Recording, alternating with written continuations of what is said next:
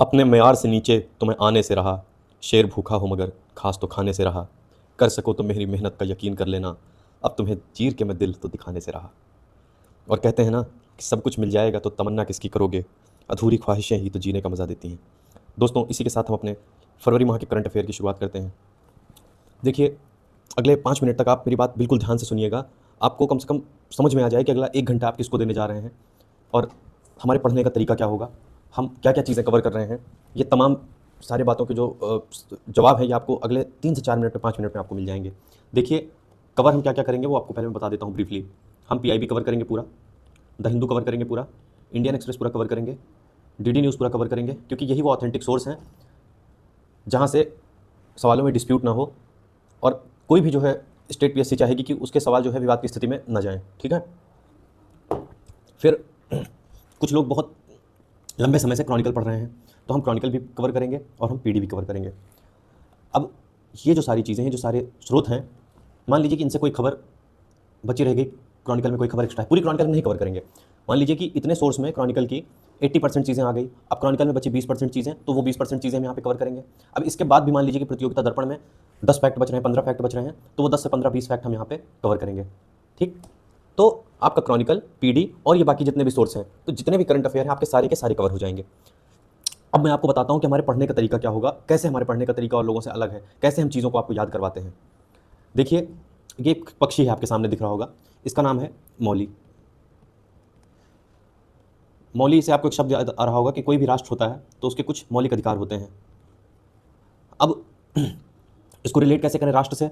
आप देखिए, इसके पंख में आपको केसरिया रंग दिख रहा है, बीच में सफ़ेद दिख रहा है, यहाँ हरा दिख रहा है, जो कि हमारे राष्ट्र ध्वज का कलर है।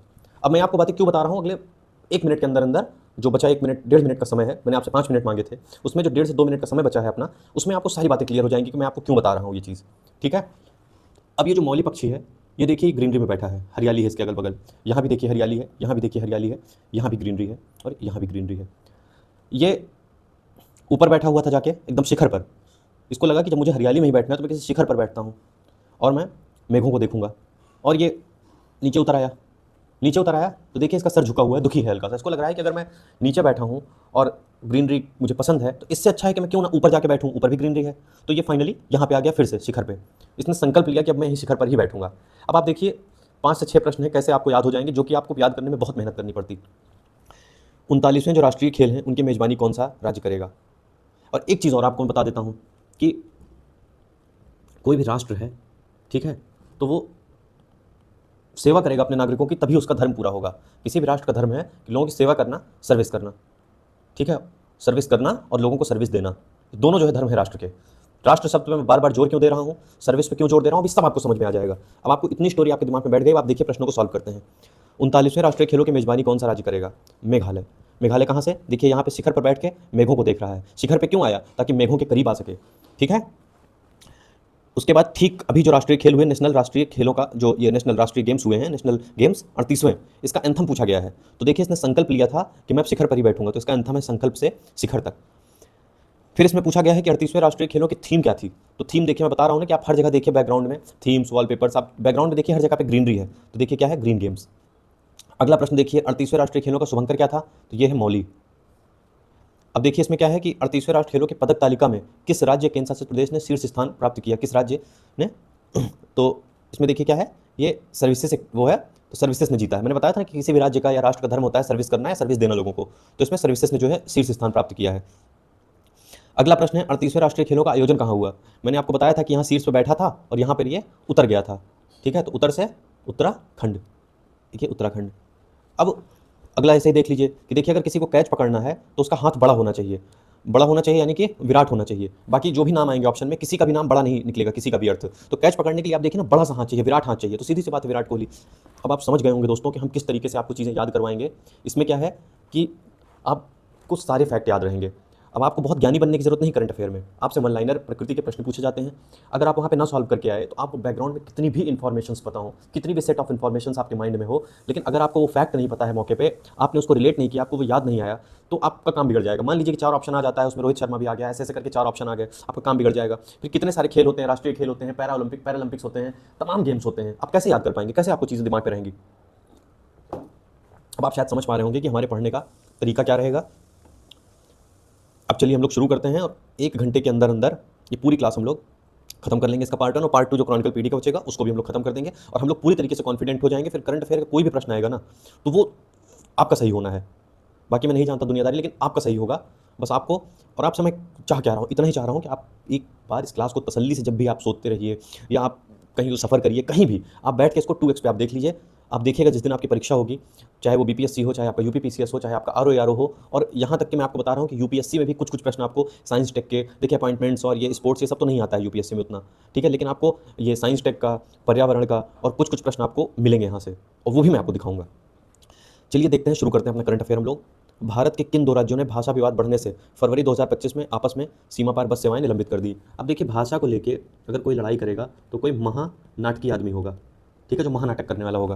तो देखिए ये क्या है, जब भारत का मैप आप देखेंगे तो यहाँ पे महाराष्ट्र, नीचे जस्ट इसके कर्नाटक है, वहाँ पे नीचे फिर केरल है, और यहीं बीच में, ठीक बीच में गोवा है। तो देखिए महाराष्ट्र और कर्नाटक की बॉर्डर आपस में लगता है, तो इनमें कुछ कुछ बॉर्डर डिस्प्यूट्स हैं, क्योंकि जो ये महाराष्ट्र की सीमा है इसके अंदर कुछ कन्नड़ बोलने वाले लोग हैं, तो उनसे जो मराठी बोलने वाले लोग हैं उनको समस्या होगी। ठीक इसी प्रकार जो ये कर्नाटक का क्षेत्र है, कर्नाटक के क्षेत्र में कुछ मराठी बोलने वाले हैं, उससे उनको दिक्कत होगी। तो कुछ सीमा पार बस चलती थी, मान लीजिए कि ये महाराष्ट्र से कर्नाटक आती थी और कुछ बस जो है कर्नाटक से महाराष्ट्र जाती थी। अब जो महाराष्ट्र वाली बस आएगी कर्नाटक, तो उसको कन्नड़ नहीं बोलना आएगा, मराठी बोलेगा, और जो कर्नाटक से बस आएगी उसको जो है कन्नड़ आएगी बोलनी और मराठी नहीं आएगी। तो इसी बात पे यहाँ पे विवाद हो गया। कोई था वो टिकट लेने के लिए आया, तो उसने जो है मराठी में बात किया, तो कन्नड़ वाले को मराठी नहीं आती थी, तो उसने उनको मारा, और बदला लेने के लिए इसने इनको मार दिया। ठीक इसी प्रकार से महाराष्ट्र वाले ने यही किया, तो आपस में फिर बस सेवाएं निलंबित हो गई। यही पूरा डिस्प्यूट है। कोई भी क्वेश्चन अगर आएगा तो आपको बस यही 2 राज्य याद रखना है, ठीक है। अगला प्रश्न देखते हैं, किस राज्य में सबसे ज़्यादा 11वीं बार राष्ट्रपति शासन लागू किया गया है? तो आप सभी को पता है कि यहाँ कुकी समुदाय जो है वो पूरा मतलब तगड़ा विरोध कर रहा है, तो ये है मणिपुर का, ठीक है। और अगर पूछा जाए कि सबसे ज़्यादा लंबे ड्यूरेशन तक ये राष्ट्रपति शासन कहाँ लगा है, तो ये आपका J&K है। आपसे पूछा जाएगा कि मान लीजिए कि लगभग कितने समय के लिए J&K में लगा था, तो आपको सीधे सीधे बता देना है। वैसे तो ये सब प्रश्न आएंगे नहीं, बस आपकी जानकारी के लिए आपको बता रहा हूँ कि लगभग 12 साल 9 महीने, यानी कि लगभग हो गया 13 साल। सबसे ज़्यादा संख्या में अगर पूछा जाएगा कि पहली बार, दूसरी बार, तीसरी बार, इस प्रकार से मणिपुर है टॉप पे। अनुवादक की सुविधा से लैस होने वाली देश की पहली विधानसभा का नाम बताइए। एक ही राज्य है जहाँ पर इस समय सनातनी बैठे हुए हैं बाबा अपने, जो कि किसी और भाषा को नहीं सुन सकते हैं हिंदी और संस्कृत के सिवा। अब अगर ये हिंदी संस्कृत नहीं सुन पाएंगे तो आप किसी का मुंह तो बंद नहीं कर सकते हैं लोकतंत्र में। तो इन्होंने बोला, हड़काया कि भाई देखिए हम ये सब उर्दू और ये सब नहीं बर्दाश्त करेंगे। आपको अगर मौलवी बनाना है बच्चों को तो आप यहाँ से निकल जाइए, विधानसभा में आपकी जरूरत नहीं है। फिर फाइनली इन सब डिस्प्यूट्स को देखते हुए, भाई चूंकि विधानसभा में जो भी लोग हैं सबका बराबर का अधिकार है, तो फिर ये कहा गया कि भाई ठीक है, इनको जो है हेडफोन पहनाओ जिससे कि अनुवाद हो जाए, कोई उर्दू बोले तो बोले लेकिन इनको ना सुनाई दे बाबा को। भाई सीएम है, जो चाहेंगे वो हो जाएगा। तो इसीलिए इन्होंने कहा कि ठीक है, अनुवादक की सुविधा से तुरंत इसको लैस करो, तो इन्होंने आदेश दिया। यही देखिए यूपी विधानसभा। अगला प्रश्न देख लेते हैं। अब देखिए ये जो बाबा हैं, योगी बाबा, ये किसके फेवरेट हैं? ये मोदी जी के फेवरेट हैं। मोदी जी के फेवरेट हैं तो भाई ऐसा हो ही नहीं सकता है कि जो केंद्रीय अपनी संसद है वहाँ पे ये चीज़ ना हो, इसकी जो अनुवाद सेवा है इसका विस्तार ना हो। भाषाएं कौन सी चुनी जाएंगी? भाषाएं आप उसमें पढ़ते हैं संविधान में, बोडो, डोंगरी, मैथिली और संथाली जो पढ़ते हैं, संथाली को उसमें मत शामिल करना।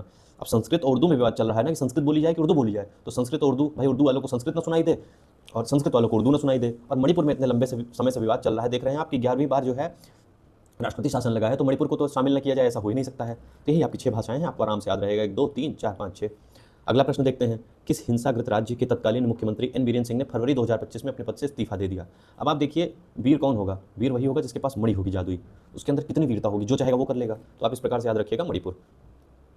वित्त मंत्री निर्मला सीतारमण ने लोकसभा में नया इनकम टैक्स बिल 2025 पेश किया। यह बिल किस एक्ट को रिप्लेस करेगा? अब ये नया इनकम टैक्स बिल आया है 2025 में, पूछा जा रहा है कि किस बिल को इसने रिप्लेस किया है। तो आप ये बताइए, जो आप इनकम टैक्स जमा करते हैं, जो इनकम टैक्स आपका जमा होता है, एक साथ जमा होता है, कोई किस्त में तो जमा होता नहीं है। एक साथ का मतलब 61, एक साथ 61, एक साथ 61।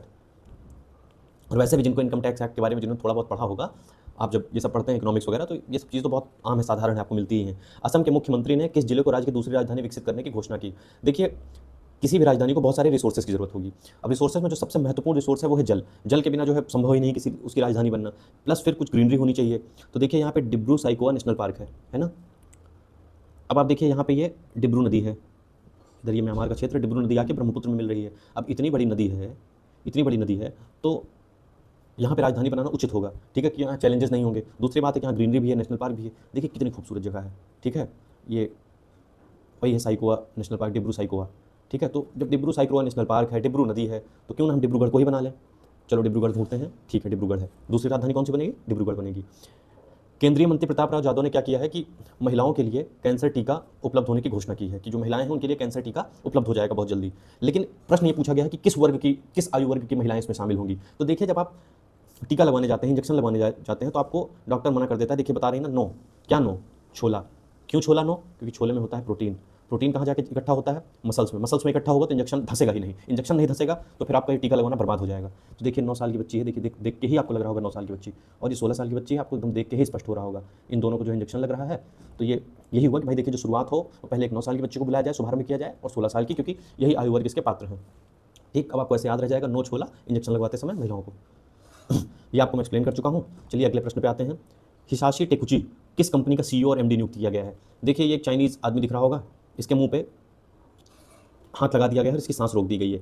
Hisashi Takeuchi. अब इसको कूच कूच के मारा भी जा रहा है नीचे, टेकुची कूच के मारा जा रहा है। मारा जाएगा तो क्या होगा? सूजन आ जाएगी, सूजू, मारू सूजा, मारुति सुजुकी। ठीक है, खत्म, टाटा बाय बाय। दिल्ली की नई मुख्यमंत्री कौन है? देखिए कोई भी मुख्यमंत्री होगा तो उसके लिए एक लाइन बना दी जाएगी, रेखा बना दी जाएगी, उस लाइन को पार करके आम जनता वहाँ पे ना पहुँच पाए। लोग जो है मंच के नीचे से स्वागत करें उनका, या जो भी चीज़ें हो मंच के नीचे खड़े रहें। एक लाइन बनी होती है, कहीं रस्सियाँ बंधी होती हैं, कहीं पे कुछ और व्यवस्था होती है, कहीं पर ऐसे फूल लगा दिए जाते हैं कि देखने में भी सुंदर लगे और एक रेखा भी बन जाए। ठीक है भाई, मुख्यमंत्री है दिल्ली की, तो इसीलिए अब इनका नाम क्या है? जो भाई सारी जगह रेखा रेखा रेखा बन रही है तो इनका नाम भी रेखा रखा जाए तो अच्छा लगेगा। केंद्र सरकार ने नीति आयोग के सीईओ BVR सुब्रमण्यम का कार्यकाल कितना बढ़ा दिया है? BVR में एक वर्ड आ रहा है बीवी। ठीक है, बीवी कितनी होती है? बीवी एक ही होती है, और जो मन को अच्छी लगे वो तो स्पेशली एक ही होगी, तो 1 साल के लिए कार्यकाल बढ़ा दो इनका।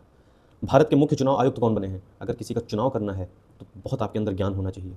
किसी का चुनाव करना है, ज्ञान बहुत होना चाहिए, समझ रहे हो? और अगर आपके अंदर ज्ञान है तो आपके अंदर विवेक होगा, विवेक होगा तो आप हमेशा सुखी रहेंगे। अगर आपके अंदर विवेक है तो आप हमेशा सुखी रहेंगे। अब मैं क्या कह रहा हूँ, क्या बातें कर रहा हूँ, समझ में आ रहा है? तो ये तो आपके हो गए मुख्य चुनाव आयुक्त, लेकिन ये जो 2 अन्य चुनाव आयुक्त होते हैं, विवेक और सुखबीर सिंह संधू, और ये विवेक जोशी। ठीक है, आपको जोश से काम नहीं लेना, आपके अंदर विवेक होना चाहिए, तभी आप सुखी रहेंगे।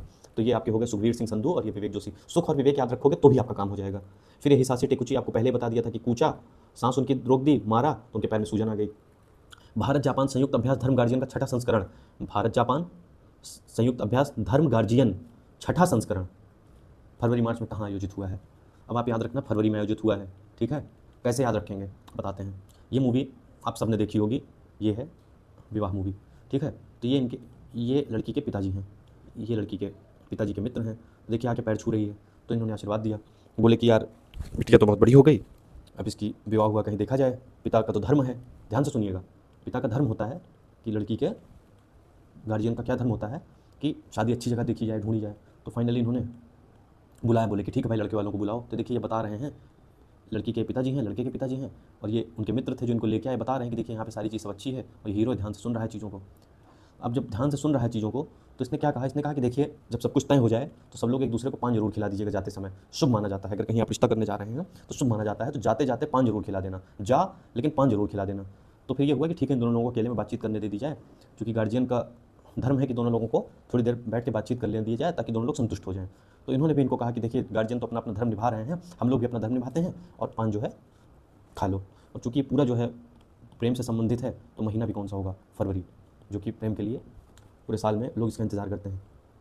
अब इस प्रकार आप देखिए कैसे आपको याद हो जाएगा कि जो धर्म गार्जियन है तो भारत और जापान के बीच में होता है, फरवरी और मार्च में हुआ है। ठीक है, इस प्रकार आपको याद हो जाएगा। अब देखिए क्या है कि ईस्ट फूजी मैनुअल प्रशिक्षण क्षेत्र में हुआ है। तो देखिए इसमें वर्ड आ रहा है मैन्यू और वर। ठीक है, तो देखिए क्या हुआ था, ये वर ही तो ढूंढने गए थे, ये वर ही तो ढूंढने गए थे, और उनको काफ़ी प्रशिक्षण दिया गया था कि देखो बेटा ऐसे बात करना, वैसे बात करना, ये बात मत बोलना, वो बात मत बोलना, कोई फर्जी बात मत करना। ठीक है, और हम लोग ईस्ट के लोग हैं तो हम लोगों को मतलब अपना अपना धर्म निभाना है, हम लोगों को वो नहीं करना है, हम लोग ब्रिटिशर्स की तरह नहीं है वेस्ट वाले, तो हम लोगों के लिए धर्म सबसे बड़ा है। भारत मिस्र के बीच joint special force exercise cyclone 3 कहाँ पे शुरू हुआ? देखिए साइक्लोन कहाँ आएगा? साइक्लोन जब आएगा तो हमेशा वहाँ पे जो है धूल होनी चाहिए। ठीक है, धूल सबसे ज़्यादा कहाँ होगी? जहाँ रेत होगी, जहाँ रेगिस्तान होगा, तो इसीलिए इसका नाम रखा गया है साइक्लोन। अब भारत और मिस्र के बीच हो रही है। अब आप देखिए ये मिस्र है, ये है आपका मिस्र, यहाँ पे देखिए लेक नासिर है, यहाँ पे देखिए ट्रॉपिक ऑफ कैंसर है। अब यहाँ पे आपको पता है कि भाई गर्मी तो बहुत ही हो जाएगी। ठीक है, ये वेस्टर्न डेजर्ट है, मरुस्थल है, मरुस्थल है, धूल तो उड़ेगी ही उड़ेगी, पक्का है धूल उड़ेगी। और अगर धूल उड़ेगी तो यहाँ के जो लोग होंगे वो धूल के हिसाब से ट्रेंड होंगे लड़ने के लिए। तो अपने भारत में कहाँ पे रेत है? रेगिस्तान में है। ठीक है, तो अगर रेगिस्तान में है तो इन लोगों के साथ अगर हमको अभ्यास करना है तो इनको ऐसा इन्वायरमेंट देना होगा। तो इनको वैसा इन्वायरमेंट हम कहाँ दे पाएंगे? राजस्थान में दे पाएंगे, क्योंकि राजस्थान में ही रेत है। जैसे वहाँ डेजर्ट है वैसे ही भारत में डेजर्ट वहाँ पे राजस्थान में है। अब आप आराम से देख लीजिए कहाँ शुरू हुआ? राजस्थान। ऐसे याद करते रह जाते, न याद होता। दूसरा कोई आता सैन्य अभ्यास, आप कंफ्यूज हो जाते। लेकिन जब भारत और मिस्र के बीच बात होगी तो मैंने आपको पूरा बता दिया बैकग्राउंड में। अब आपको चाह के भी आप भूलना चाहोगे तो नहीं भूल पाओगे। अब आपको तो प्रयास इस बात का करना है कि आप इसको भूलो कैसे। अभी तक आप प्रयास इस चीज़ का कर रहे थे, याद कैसे रखो। लेकिन ये है कि कहानियों में इतना घुस जाओ कि आपको प्रश्न का ख्याल ना रहे। अगर आप प्रश्न को दिमाग में रख के चलोगे तो फिर आप कहानियों में घुस नहीं पाओगे। और आप चिंता मत करो, वो मेरा काम है कि आपको कैसे जो है प्रश्न से वहाँ लेके जाना है कहानियों के बीच में। अगला प्रश्न आप देखते हैं कि भारत और मालदीव के बीच में संयुक्त सैन्य अभ्यास हुआ है, कौन सा? एक्वेरिन। जो एक्वेरिन शब्द है इसका अर्थ होता है एक मित्र। एक्वेरिन, एक मित्र। ये वास्तव में बता रहा हूँ आपको, इसका जो वास्तव में जो मतलब होता है यही होता है, एक मित्र। ठीक है। अब आपका कोई एक मित्र है, अब कोई एक मित्र है, आप जो सारा पैसा वैसा है उसी के साथ सोचेंगे कि हाँ खर्च करें, हम जो भी कमाए हैं, जो भी माल पानी हम कमाए हैं तो हम उसी के ऊपर खर्च करेंगे, क्योंकि उसने हमारा शुरू से साथ दिया है अपने स्ट्रगल वाले डेज़ में। आप कोई बात होगी तो आप उससे माफ़ी मांग लेंगे उसकी खुशी के लिए। ठीक है। इसलिए माफ़ी मांग लेंगे क्योंकि जो भी आप पैसा कमाए हैं, माल पानी कमाए हैं इतने साल में, तो आप चाहेंगे आप उसी के साथ खर्च करिए, क्योंकि आपको खुशी उसी के साथ मिलेगी। ठीक है। अब आप देखिए, पूछा गया है ना कि भारत और मालदीव के बीच एक्वेरिन कहाँ हुआ है, तो इसमें देखिए क्या है कि ये एक इनकी मित्र है कुंवारी, तो इन्होंने कहा कि देखो मेरी गलतियों को भाई माफ़ कर दो, इन्हें सुधारने का एक और मौका दे दो। तो आके माफ़ी मांगने लगे। अब देखो दोनों लोग खुशी खुशी एकदम रहने लगे। ठीक है। अब आप देखिए, इसको याद रखिए कि माफिला खुशी, मालदीव। अब माल पानी आराम जाके खर्च करेंगे सारा पैसा वैसा आराम से। इसको आपको नहीं याद करना है। जिनका अभी एग्जाम्स है जनवरी में, कोई सॉरी मतलब जनवरी में जिनका एग्जाम रहा होगा उनके लिए इंपॉर्टेंट था, अभी इसका कोई मतलब नहीं रह गया है। यहाँ से मजा आने वाला है। फिर से बजट 2025-26 में उत्तर प्रदेश सरकार ने कितने रुपए के खर्च का लक्ष्य रखा है? देखिए बजट 2025-26, अब बजट की बात है तो ये ध्यान रखने की जरूरत नहीं 25-26। देखो यूपी सरकार ने लक्ष्य कितना रखा है, यूपी सरकार का लक्ष्य क्या है? अब देखिए इनका लक्ष्य था कि हम पैसा ऐसा कमा के और कोई मतलब एक बेहतर वो ढूंढ लेंगे, एक अच्छा इंसान पैसा ऐसा कमा के। तो सीधी सी बात है कि देखिए अगर आपको एक बेहतर इंसान की तलाश है तो आप पैसे से नहीं होना है आपका काम। आपकी नीयत अच्छी होनी चाहिए, आपकी सोच अच्छी होनी चाहिए, आपका उसके साथ व्यवहार अच्छा होना चाहिए। पैसे से आप अच्छा व्यक्ति कैसे खरीद सकते हैं? तो ये बड़े एटीट्यूड में आए और इन्होंने बोला हे यू, यू का मतलब यू से यूपी। इन्होंने कहा कि ये देखो मेरे पास पैसे हैं ढेर सारे, विल यू मैरी मी? उसने कहा पैसे, पैसे से शादी होती है। उसने कहा चल हट। उसने कहा हट, देखो हट लिखा है, हट। इसने कहा कि मैं जो है सनातनी हूँ और मेरे लिए देखो जीरो बनाया इसने। उसने कहा ना मेरे लिए जीरो वैल्यू है पैसे की। उसने कहा कि फिर भी एक बार सोच लो। फिर इसने कहा चल हट, देखो इधर वाइट टी शर्ट इधर ब्लैक टी शर्ट, तो 2 बार इसने बोला हट। तो इसने क्या किया, इसने हट हट करती रही। ठीक है। तो आप देखिए यहाँ पे क्या है, 8.8 लाख करोड़। हट, हम सनातनी हैं, मेरे लिए जीरो वैल्यू है पैसे की, चल हट। ठीक है। इमेज देख लेना, ये एक बार और देख लेना, अगर नहीं याद रह पा रहा है याद रहेगा। या फिर जगह देखिए मैं छोड़ देता हूँ थोड़ा बहुत, मान लो आपके कोई पॉइंट्स कुछ ऐसा मिल रहा है तो आप यहाँ पे ऐड कर सको, या आपको ये स्टोरीज लिखनी हो तो आप लाइन से 1 2 3 4, मान लो 5 क्वेश्चन है एक पेज में, 10 क्वेश्चन है, आप ऐसे थोड़ा थोड़ा करके आप अपने पॉइंट्स ऐसे ऐसे लिख लीजिए। फिर देखिए बजट, यूपी सरकार का जो बजट है उसमें विकास दर का लक्ष्य क्या रखा है? अब देखिए अगर आपको विकास करना है तो आप चाहेंगे कि आपके पास सारी चीज़ें शुभ हो, आप किसी ज्योतिष के पास भी जाएंगे, आप मेहनत भी करेंगे, सब कुछ करेंगे। ठीक है। अब ये किसी ज्योतिष के पास गए, अब इनको विकास करना था तो आप देखिए इनकी कुंडली में यहाँ पे चंद्र बैठा है, और ये होता है जो ये हाउस होता है, ये 7th हाउस होता है। यहाँ से काउंट करते हैं 1 2, मतलब कोई भी हाउस होता है तो उसका फेस होता है। ये कोई भी अंक लिखा हो, अंक दूसरी चीज़ है। चलिए ठीक है, जाने दीजिए, ये बात छोड़िए, आप ज्योतिष में आपको क्यों सिखा रहा हूँ। तो योगी जी ने कहा देख लो कुंडली उंडली, बोले अरे योगी जी आपका सब ठीक है। तो उन्होंने कहा ठीक है, धन्यवाद बहुत बहुत। फिर इन्होंने कहा कि अंक ज्योतिष के अनुसार अगर किसी को विकास करना है तो वो उसको जो है ये अंक चुनाव करना चाहिए 11। आप देखते होंगे किसी को धन पैसा दिया जाता है तो 11 रुपया दिया जाता है, 101 दिया जाता है। तो इन्होंने कहा देखो कम से कम तो 11 रुपये आपको देना ही देना पड़ेगा, अब 1 रुपये थोड़ी आप किसी को देंगे। तो उन्होंने कहा ठीक है भाई 11 रुपये हम दे देते हैं। इन्होंने मान गए ये। तो इन्होंने जो विकास दर का लक्ष्य रखा उन्होंने 11.85% रखा। ये 85 कैसे याद रखें? देखिए अगर आप अपना लक्ष्य जो है 11 रखेंगे, शुद्ध लक्ष्य रखेंगे, तो कोई जो है फर्जी आदमी आके आपका पैसा जो है पचा के नहीं जा पाएगा। आपका अगर नीयत अच्छी होगी, आप ज्योतिष भगवान इन सारी चीज़ों को मानेंगे तो कोई आपका धन पचा के नहीं जा पाएगा और आप विकास कर जाएंगे। अगला देखिए क्या है कि इसमें पूछा गया है कि जो यूपी राज्य का कर्ज है वो कितना होने का अनुमान है। यूपी राज्य का जो कर्ज है कितना होने का अनुमान है। अब जहाँ कर्ज की बात आती है, कहीं भी आप देखेंगे दुनिया का कोई भी आदमी होगा टेंशन में आ जाएगा। बाबा जी टेंशन में आ गए। अब टेंशन में आ गए तो इन्होंने कहा कि देखो कोई भी अगर कहीं कर्ज की बात होगी तो सब लोग यही बताएंगे कि हमारे ऊपर कोई कर्ज नहीं। तो मोदी जी को अगर पता चलेगा कि कर्ज है तो पता लगा कि हमारे ऊपर फिर बरसेंगे बिना मतलब। तो कोई भी पूछेगा, देखिए इनके लिप्स आप देखेंगे तो आपको दिखेगा ये बोल रहे हैं नो, मतलब नो कर्ज, कोई कर्ज नहीं है अपने ऊपर। ठीक है, अपने ऊपर कोई कर्ज नहीं है। आराम से ये खुश हो गए कि कुछ भी बात होगा तो बता देना कि कोई कर्ज है ही नहीं। ध्यान से देखिए क्या है, 9.3 मतलब 9 लाख करोड़ रुपए का है ये। 0.03 आप ऐसे याद रखना। ठीक है। इन्होंने क्या कहा, नो कर्ज है। 3 कैसे याद रखना है? देखिए 3 उंगलियां इनकी स्वतंत्र हैं और ये बीच में इन्होंने इसको चिपका लिया है। 3 उंगलियां इनकी स्वतंत्र है तो नो कर्ज, तो 9.03 लाख करोड़ रुपए। इमेजेस देखोगे चीज़ें अपने आप दिमाग में बैठती चली जाएंगी। अब इसमें राजकोषीय घाटे का लक्ष्य कितना प्रतिशत रखा है? अब देखिए राजकोषीय घाटा, अब भाई इनके ऊपर कर्ज है, कर्ज है तो राजकोषीय घाटा भी होगा, भाई घाटा हुआ है तभी तो कर्ज में गए हैं, तभी तो कर्ज लेना पड़ा है। तो अब ये जो है बोले कि हम सोच रहे हैं चल के इनको बता दें साहब कि मोदी जी हमसे हो गई गलती, अब हम आगे तो नहीं करेंगे और हमको इस बार को सोल्यूशन निकाल दो। मोदी जी बोले यार मुद्दा तो गंभीर है, लेकिन चलो ठीक है, हमारे फेवरेट आदमी हो आप, तो आप आओ हम आपको बताते हैं। यहाँ मोदी जी इनको समझाए कि देखो हम जो दोनों भाई हैं ना, मिल के साथ करेंगे काम, टेंशन मत लो। तो इन्होंने कहा ये देखो कितना खुश हो गया ये। तो इन्होंने कहा जो हम दोनों भाई हैं, जो दोनों भाई हैं हम लोग साथ मिलकर काम करेंगे, 2 9 7 दोनों लोग साथ मिलकर जो है जो हमारा डेफिसिट है, जो राजकोषीय घाटा आया है, इसको मिलकर हम लोग खत्म करेंगे। तो 2 9 7 में देख लीजिए क्या है, 2 9 7 2.97 लाख ये परसेंट। देख रहे हो कैसे याद हो रहा है। अब इसमें पूछा गया है कि जो केंद्रीय बजट है, देखिए यूपी बजट की बात खत्म हो गई, अब देखिए केंद्र की बात हो रही है। केंद्र सरकार ने कितने रुपए के आय और खर्च का लक्ष्य रखा है, ध्यान से देखो। ये हो गया सेंटर, ये हो गया स्टेट, इसको इससे संबंध बना के अच्छा रखना है, क्योंकि केंद्रीय बजट है, केंद्रीय बजट है तो केंद्र जो होगा, केंद्र का अस्तित्व आप अगर असल में देखेंगे प्रैक्टिकली तो केंद्र कहीं है ही नहीं, जहाँ भी है राज्य है। आप बताइए भारत की सीमाओं में आप देखेंगे तो केंद्र शासित प्रदेश आपको कुछ गिने चुने मिलेंगे, जिनका भी वो है मतलब बहुत छोटा उनका वो है, जो उनका क्षेत्रफल है, जो उनका एरिया बहुत छोटा है। बाकी आपको सब जगह ऊपर से लेकर दक्षिण तक राज्य ही राज्य मिलेंगे, ठीक है। तो आपको क्या करना है कि राज्यों को भी बराबर सम्मान देना है। अगर आप राज्यों को बराबर सम्मान नहीं देंगे, आप संतुलन की स्थिति नहीं रखेंगे, तो हमेशा डिस्प्यूट होता रहेगा, हमेशा डिस्प्यूट होता रहेगा। तो आप क्या करेंगे, आप डिस्प्यूट कम करने के लिए कभी भाषा विवाद होगा, कभी पश्चिम बंगाल से विवाद होगा, कभी मणिपुर में आपको इमरजेंसी लगानी पड़ेगी, राष्ट्रपति शासन लगाना पड़ेगा, नेशनल इमरजेंसी। देखिए क्या करेंगे आप कि 50 रुपये इधर रख देंगे, 50 रुपये इधर रख देंगे। अब 50-50 क्यों रखा गया, 500-500 क्यों नहीं, क्योंकि देखिए 100 ही रुपये है ना टोटल, नीचे देखिए 100 ही रुपये है टोटल, तो 50 आप यहाँ रख देंगे, 50 यहाँ रख देंगे। तो केंद्र सरकार जो है कितने आय और खर्च का लक्ष्य रखेगा, तो यहाँ देखिए 50 लाख करोड़ रुपये, ठीक है।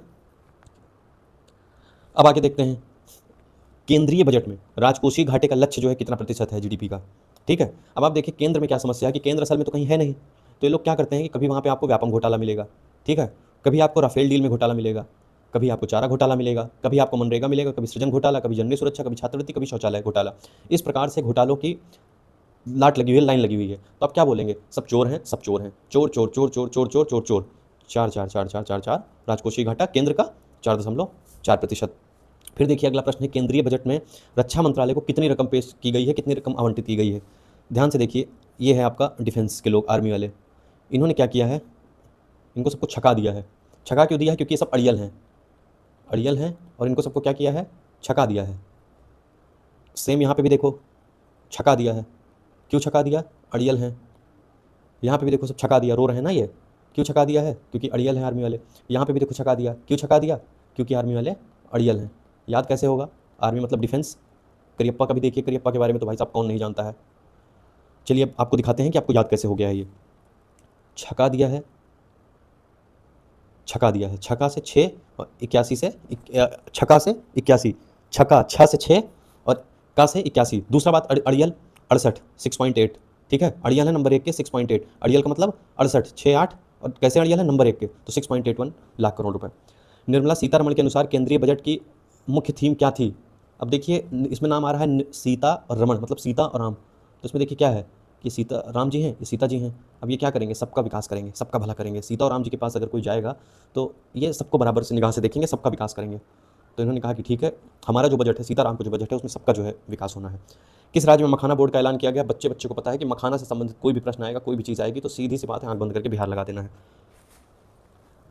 मखाना कहाँ होता है, मखाना होगा जहाँ पे बहुत पानी भरा हो। पानी कहाँ भरा होगा, जैसे जब आप मान लीजिए कि ये आपका बिहार है, ठीक है, तो ये भी जो स्थान है ये भी ऊंचा है और ये भी स्थान ऊंचा है, और जो बीच का स्थान है धंसा हुआ है, गहरा है, तो आप पानी ढलान ऊपर से भी नीचे आ जाएगा और इधर से भी पानी गिर के नीचे चला जाएगा। तो ये जो हिस्सा है हमेशा पानी से भरा रहेगा, क्योंकि नीचे गड्ढा है। अब आप इसको समझेंगे कैसे, जैसे आप एक खुली किताब रखते हैं, जब आप एक खुली किताब रखते हैं, है ना, ये है आपका बिहार का मैप एक्चुअली, ये है आपका बिहार का मैप। ये आपका जो है नेपाल वाला हिस्सा है, और ये आपका नीचे झारखंड और ये सब हिस्सा है। तो पानी बह के यहाँ आके बीच में भर जाता है, यहाँ से बीच से आपकी गई गंगा नदी, ठीक है, ये आपका बीच में, और यहीं पे जो बीच में हिस्सा है जहाँ पानी भरा रहता है, यहाँ मखाना होता है, बीच के जो भी जिले हैं। अब देखिए इसमें हिंदुस्तान एरोनॉटिक्स लिमिटेड के हिंदुस्तान जेट ट्रेनर HJT 36 का नया नाम बदलकर क्या रख दिया गया है। अब अगर आपको हिंदुस्तान में रहना है और आपको यश की प्राप्ति करनी है तो आपको जेट वगैरह सीख लेना होगा। अगर आप जेट सीख लेंगे, और स्पेशली कोई महिला अगर जेट चलाना सीख लेगी, तो उसको बहुत यश की प्राप्ति होगी, बहुत यश की प्राप्ति होगी। तो ये साधु महात्मा हैं, इन्होंने कहा कि भाई देखिए यश की प्राप्ति अगर करनी है तो आप भगवान का नाम लीजिए, भगवान का नाम जप करिए। इन्होंने कहा नहीं, यश की प्राप्ति के लिए हमारे पास और रास्ते भी हैं, और रास्ते ये हैं कि भगवान का नाम न लेकर के हम भगवान की श्रद्धा के साथ हम अपना काम करेंगे। तो इन्होंने क्या किया कि इन्होंने जेट चलाना सीख लिया, ठीक है, इन्होंने जेट चलाना सीख लिया। इसका क्या नाम है, यशस। जब इन्होंने जेट चलाना सीख लिया तो देखिए ये इनको बहुत यश की प्राप्ति हुई। और इस प्रकार से आप देख लीजिए हिंदुस्तान जेट ट्रेनर नाम बदल कर क्या रखा गया है, नाम रखा गया है यशस। ठीक है। अब देखिए रक्षा मंत्री राजनाथ सिंह यह लंका एयरफोर्स स्टेशन बेंगलुरु पर एरो इंडिया के कौन सेवें संस्करण का उद्घाटन किया। देखिए पूरी आपको कहानी बता देता हूँ इसकी। ये है राजनाथ सिंह जी, ये उतरे प्लेन से। ठीक है, प्लेन कहाँ चलती है, एयर में चलता है, तो ये एरोप्लेन से आराम से उतरे यहाँ पे। अब एरोप्लेन से उतरे तो यहाँ पे कुछ लोग इनको गाइड कर रहे थे और ये आदमी लगातार इनको समझा रहा था कि नहीं यहाँ से नहीं वहाँ से चलिए, वहाँ से नहीं वहाँ से चलिए। इस प्रकार से जो है वो इरिटेट हो रहे थे। अभी इरिटेट हो रहे थे तो इन्होंने कहा कि भाई इतना तो जो है हम नहीं वो कर पाएंगे। फिर फाइनली इन्होंने क्रोध में आके इससे बोला कि एक घूसा अगर मार देंगे ना, एक घूसा, एक पंच। इन्होंने क्या कहा कि अगर एक पंच मार दूंगा ना, अगर बार बार मुझे गाइड करोगे, ये इरिटेट हो गए। इन्होंने कहा कि अगर एक पंच अगर मार दूंगा ना तो मिट्टी की तरह जो है ढह जाओगे, मिट्टी की तरह चूर चूर हो जाओगे। देखो इन्होंने बनाया ना अपने हाथ में, ये अपने हाथ से इन्होंने बनाया। इन्होंने बताया कि मिट्टी की तरह चूर चूर हो जाओगे। और फिर इन्होंने अपने बंगले पे इनको बुलाया। इन्होंने कहा देखिए आपके जो भी मतलब वो सुरक्षाकर्मी हैं वो ज़्यादा ही गाइड करते हैं, उनको समझा लो, नहीं तो यहीं अपने बंगले पे ही बुला के ना बहुत बुरा हाल करूँगा, बहुत मारूंगा उनको। अब आप देखिए एक पंच मारने को बोले थे, एक 5 15 इसका संस्करण है। बंगले पे बुलाया था तो ये जो हुआ है ये हुआ है बेंगलुरु में। ठीक है, यह लंका एयरफोर्स स्टेशन बेंगलुरु पर एयर इंडिया का वो जो शो वो होता है ना, तो उसी का वो उद्घाटन था। तो उसका उद्घाटन का समारोह कौन सा था, तो ये था 15वां। अगला प्रश्न देख लेते हैं। इसमें कुछ प्रॉब्लम है, इसको हम लोग बाद में देख लेंगे, जो हमारी अगली क्लास होगी जिसमें कि हम जो पार्ट 2 अपना कवर करेंगे उसमें देख लेंगे। Prime minister Narendra Modi France यात्रा के दौरान फ्रांस को किस रॉकेट सिस्टम की पेशकश की। देखिए ये हैं मोदी जी, ये हैं अपने फ्रांस के इमैनुअल मैक्रोन। अभी पीछे से देखिए इशारा कर रहे हैं। पीछे से इशारा क्यों कर रहे हैं, पूरी कहानी भी आपको बताता हूँ। यहाँ पे देखिए मोदी जी हैं, ये हैं, और इनको इन्होंने इस तरफ खड़ा किया है। अब इनको इस बात से थोड़ी समस्या हुई मोदी जी को, भाई ये क्या बात हुई, यहाँ भी इनसे आके गले मिल लिए और इनको यहाँ पे दूर दूर खड़े रखे हैं। और ये देखिए मोदी जी जो है इनको देख रहे हैं और ये भी मोदी जी को देख रहे हैं। ठीक है, यहाँ पे भी वही हालत कि ये बीच में फिर आके खड़े हो गए और यहाँ मोदी जी इधर और ये इधर। फिर मोदी जी को गुस्सा आया। अब मोदी जी का मूड खराब, मोदी जी बोले मैं गुस्सा। बोले क्यों गुस्सा, बोले बस गुस्सा। तो उन्होंने कहा यार मोदी जी गुस्सा शांत करो, जो भी है आपस में बातचीत कर लेते हैं, इतनी छोटी सी बात उसके लिए इतना क्यों परेशान होना। तो मोदी जी बोले कि अच्छा चलो ठीक है, अब अगर बात हो गई तो बात हो गई। अब यहाँ से मोदी जी की स्टोरी शुरू। अब देखो मोदी जी एकदम खुश, मोदी जी को लगा कि यार चलो काम बन गया। अब यहाँ पे कोई गाना और लगा दे, shining in the shade in sun like pearl upon the ocean. देख रहे हो, तेरा होने लगा हूँ। यहाँ भी वही हालत। अब देखिए कैसे याद होता है। मोदी जी यहाँ क्या हुआ था, मोदी जी यहाँ पिनक गए थे। ठीक है, मोदी जी यहाँ पिनक गए थे, गुस्सा हो गए थे क्योंकि भाई इनसे मिलवा नहीं रहे थे फ्रांस के जो ये इमैनुअल मैक्रोन है। तो किस रॉकेट सिस्टम की पेशकश मोदी जी ने की, पिनक गए थे तो उन्होंने कहा कोई ऐसा रॉकेट बताओ जो मेरे जैसा पिन का हुआ हो। तो उन्होंने कहा एक है अपने पास पिनाका, तो उन्होंने कहा बस यही पेश करो। तो देखो पेश किया गया है। मल्टी बैरल नाम क्यों है, क्योंकि इसमें देखो 1 2 3 4 कोई चीज़ एक से अधिक होती है, 2 से अधिक होती है तो उसको बोलते हैं मल्टी, तो इसीलिए इसका नाम है मल्टी बैरल। ठीक है। भारतीय सेना के पूर्वी मुख्यालय फोर्ट विलियम का नाम बदलकर क्या कर दिया गया है। अब जो फोर्ट विलियम है यहाँ पे इतनी जय विजय पराजय हुई है, इतनी जय विजय पराजय हुई है, तो कोई ऐसा ही नाम चाहिए जिससे कि मतलब जो भारतीय सेना है, जो भारत के लोग हैं, उनके शौर्य की याद दिलाए, उनकी विजय की याद दिलाए। तो इसीलिए इसका नाम देखिए, इसके गेट पे विजय द्वार है, तो जो विजय द्वार है तो अंदर इसका मतलब ये है कि विजय दुर्ग है, तो इसका नाम रखा गया है विजय दुर्ग। फोर्ट विलियम कहाँ है, ये कोलकाता में। और फोर्ट सेंट जॉर्ज कहाँ है, वो है आपका मद्रास में। और सेवरी का किला कहाँ है, सेवरी का किला आपका पड़ेगा ये MP और इसका जो ये बॉर्डर है महाराष्ट्र का, इसके आसपास पड़ेगा। ठीक है। Advantage Assam infrastructure and investment and infrastructure summit का उद्घाटन। कहीं पे भी देखिए जब एडवांटेज लेने की बात आएगी तो कौन आगे बढ़ेगा, जो PM होगा, कि भाई उसको चुनाव जीतना है ताकि वो जो भी उसने काम किया है आगे और काम कर सके, और काम किया है तो भाई एडवांटेज भी तो वही लेगा ना जो PM होगा। तो देखिए प्रधानमंत्री ही यहाँ पे जाएंगे। भारत का सबसे बड़ा global textile event Bharat Tex कहाँ आयोजित किया गया है। ग्लोबल टेक्सटाइल, अगर आपको इसमें आप देखिए एक वर्ड आ रहा है टेक्स्ट, आप टेक्स्ट मैसेज जो करेंगे, ठीक है, उसमें क्या लिखेंगे, उसमें लिखेंगे आप दिल की बात। दिल की बात आप किसके लिए लिखेंगे, जवाब आपके सामने है, आप माहिर हैं इसमें। आप देखिए ये भी पिंक कलर से है। पिंक कलर का क्या होता है, पिंक कलर का महीना जो होता है वो आपका होता है फेब वाला। आप जान रहे हैं कि 7 से 14 का होता है शायद ये, हाँ।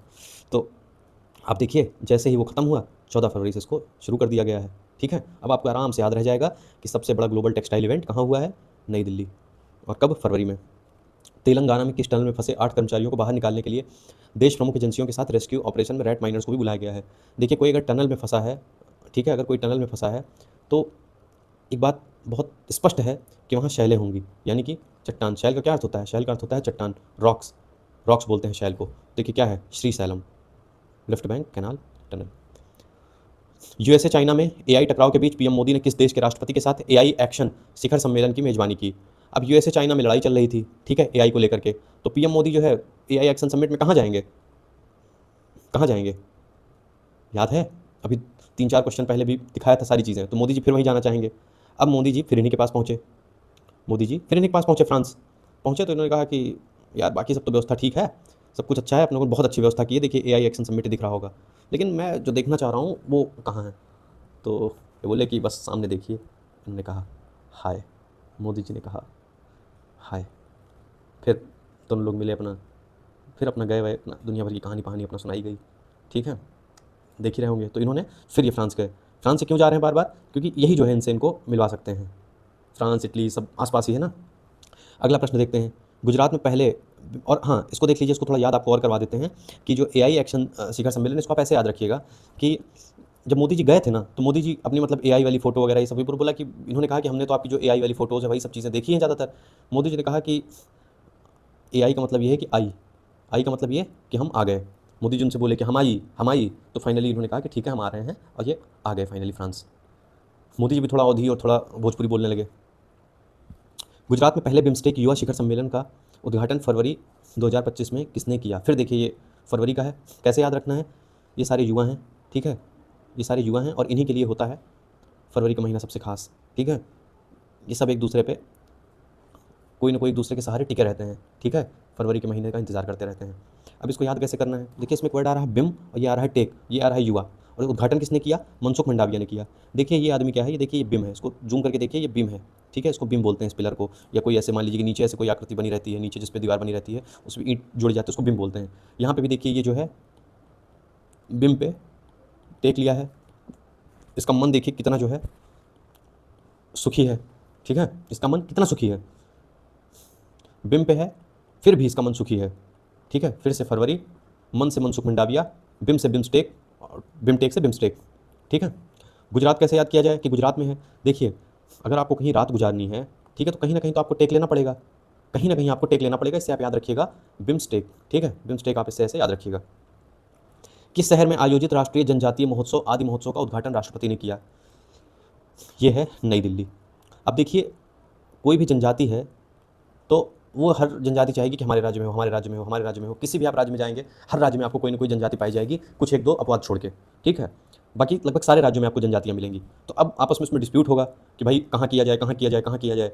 वो बोलेंगे हमारे यहाँ करो, वो बोलेंगे हमारे यहाँ करो।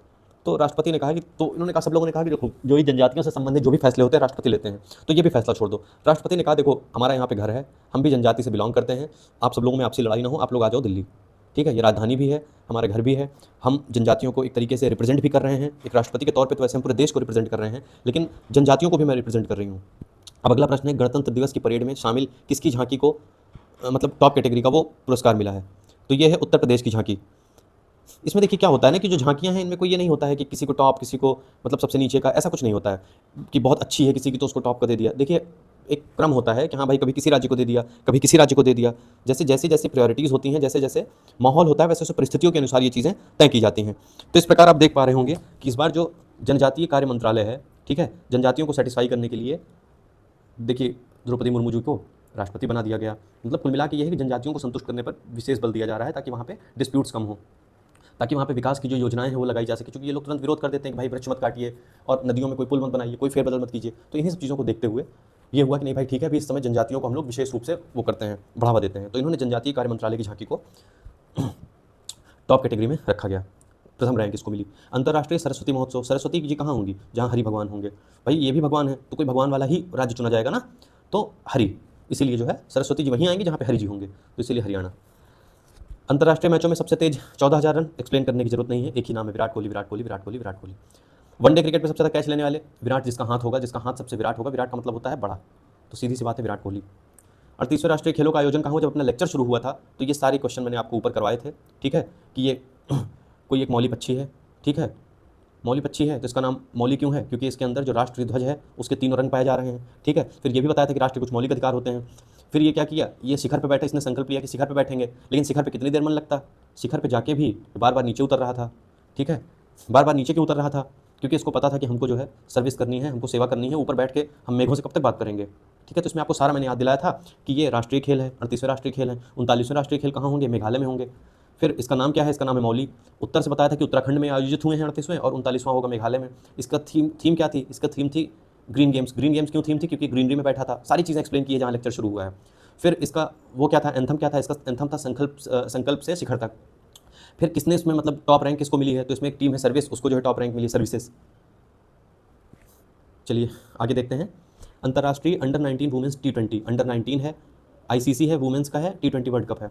अब इसमें देखिए ध्यान से कि जो वुमेंस का कप होता है उसको अगर टिकट उसकी अगर फ्री की भी मिलती है ना, अगर फ्री का भी मिले तब भी यार कोई नहीं जाता है देखने। कारण क्या है कि अभी उतना ज़्यादा लोग इसमें इंटरेस्ट नहीं लेते हैं। जो मेंस का क्रिकेट होता है, IPL वगैरह होता है, लोग उसी में इतना मतलब खोए हुए रहते हैं कि लोगों को समय ही नहीं मिलता है इसमें सब में जाए, भी इतना इंटरेस्ट यहाँ पे नहीं जग पाया है। फ्री का से याद रखिएगा कि जो अफ्रीका है वो हारी है, ठीक है। किससे हारी है? भारत से हारी है। अब आप देख लीजिए कि भारत ने किस टीम को हराया है। भारत ने हराया किसको? अफ्रीका को। देखिए ये रो रही हैं, इनको सांत्वना दे रही हैं। ये देखो ये सब भैया खुश हैं, जीत गए हैं। तो इस प्रकार आपको याद रहेगा कि किसको हराया है? अफ्रीका को। फ्री का बांटते बांटते लोग हार जाते हैं टिकट, लेकिन कोई जाता नहीं वहाँ पे देखने। BCCI CK Naidu life time achievement पुरस्कार। देखिए नायडू में एक शब्द आ रहा है कि जो कोई नहीं कर सका, डू मतलब करना, वो किसने किया? वो तेंदुल ने कर दिखाया। सचिन तेंदुल ने कर दिखाया। इसमें भी डू, इसमें भी कर, ठीक है। ये इसका इंग्लिश हो गया, इसका हिंदी हो गया। और सीधी सी बात है कि जो कोई ना कर पाया वो किसने किया है? सचिन ने कर दिखाया। CK नायडू। इसमें भी अगला क्वेश्चन है कि बेस्ट मेंस इंटरनेशनल क्रिकेटर के लिए पॉली उमरीगर पुरस्कार से किसे सम्मानित किया गया है? पॉली उमरीगर, इसमें दो शब्द आ रहा है, पाला और उमरी मतलब उम्र भर, ठीक है। तो देखिए ये एक वृद्ध व्यक्ति हैं, तो ये किसी एक राह पे जा रहे हैं जहाँ पे ये इन्होंने अपनी जीवन बिताया, ठीक है। क्योंकि आप देखिए इसमें क्या है, पॉली उमरीगर पूछा गया है, तो इन्होंने अपना जीवन बिताया और जहाँ पे इनको पाला, इनका क्या नाम है? इनका नाम है प्रीत, ठीक है। देखिए आपको थोड़ा पंजाबी टाइप की दिख भी रही होंगी, हालांकि ये फॉरेनर है, लेकिन आप इमेजिन करिए कि इनका नाम है प्रीत। तो इन्होंने इनको यहाँ पे इसी राह पे लेके आ रहे हैं जहाँ पे इन्होंने अपना मतलब पूरा जीवन इन्होंने बिताया है। तो पॉली उमरीगर जहाँ पे इनको पाला है और इन्होंने अपनी स्वयं की भी उम्र बिताई है और उस प्रीत को भी पाला है, तो वहाँ क्या हो जाएगा आंसर? जसप्रीत बुमराह, ठीक है। प्रीत और राह, तो इस नाम से एक ही वो हैं, जसप्रीत बुमराह। देखिए test cricketer of the year चुना और test team of the year भी इसमें नामित किया, ठीक है। Test cricketer of the year चुना गया है इनको और test team of the year. तो यहाँ पे इसको क्यों लेके आए हैं प्रीत को? टेस्ट करने के लिए कि तुमको हमने जब पाला था, हमने भी अपनी उम्र यहीं बिताई और तुमको भी जो उम्र हुई है यहाँ तक हमने पाला है इस उम्र तक, पॉली उमरीगर इस उम्र तक पाला है, तो हम टेस्ट भी तो तुम्हारा ही लेंगे ना, कि तुम देखो हमारी सेवा सत्कार करोगी कि नहीं। तो ये टेस्ट में सफल हुई। ये फर्जी देखिए व्हील चेयर लेके बैठे थे यहाँ पे, लेकिन ये खाली इनको टेस्ट करने आए थे कि इनको जो है लेके जाती हैं घुमाने टहलाने कि नहीं लेके जाती हैं, इनकी सेवा सत्कार करती हैं कि नहीं करती हैं। तो देखिए इससे आपको याद रहेगा प्रीत, ठीक है। और टेस्ट कहाँ किया इन्होंने? राह पे किया। टाटा स्टील मास्टर्स शतरंज टूर्नामेंट का खिताब किसने जीता है? अब देखिए जब आप किसी को टाटा बोलते हैं, टाटा मतलब बाय बाय, तो कोई इमोशनल होगा तो वो कहेगा कि ना ना टाटा मत बोलो यार, ना ना ना ना, Praggnanandhaa, Praggnanandhaa, Praggnanandhaa. Steel masters Praggnanandhaa. और दूसरी चीज़ क्या है?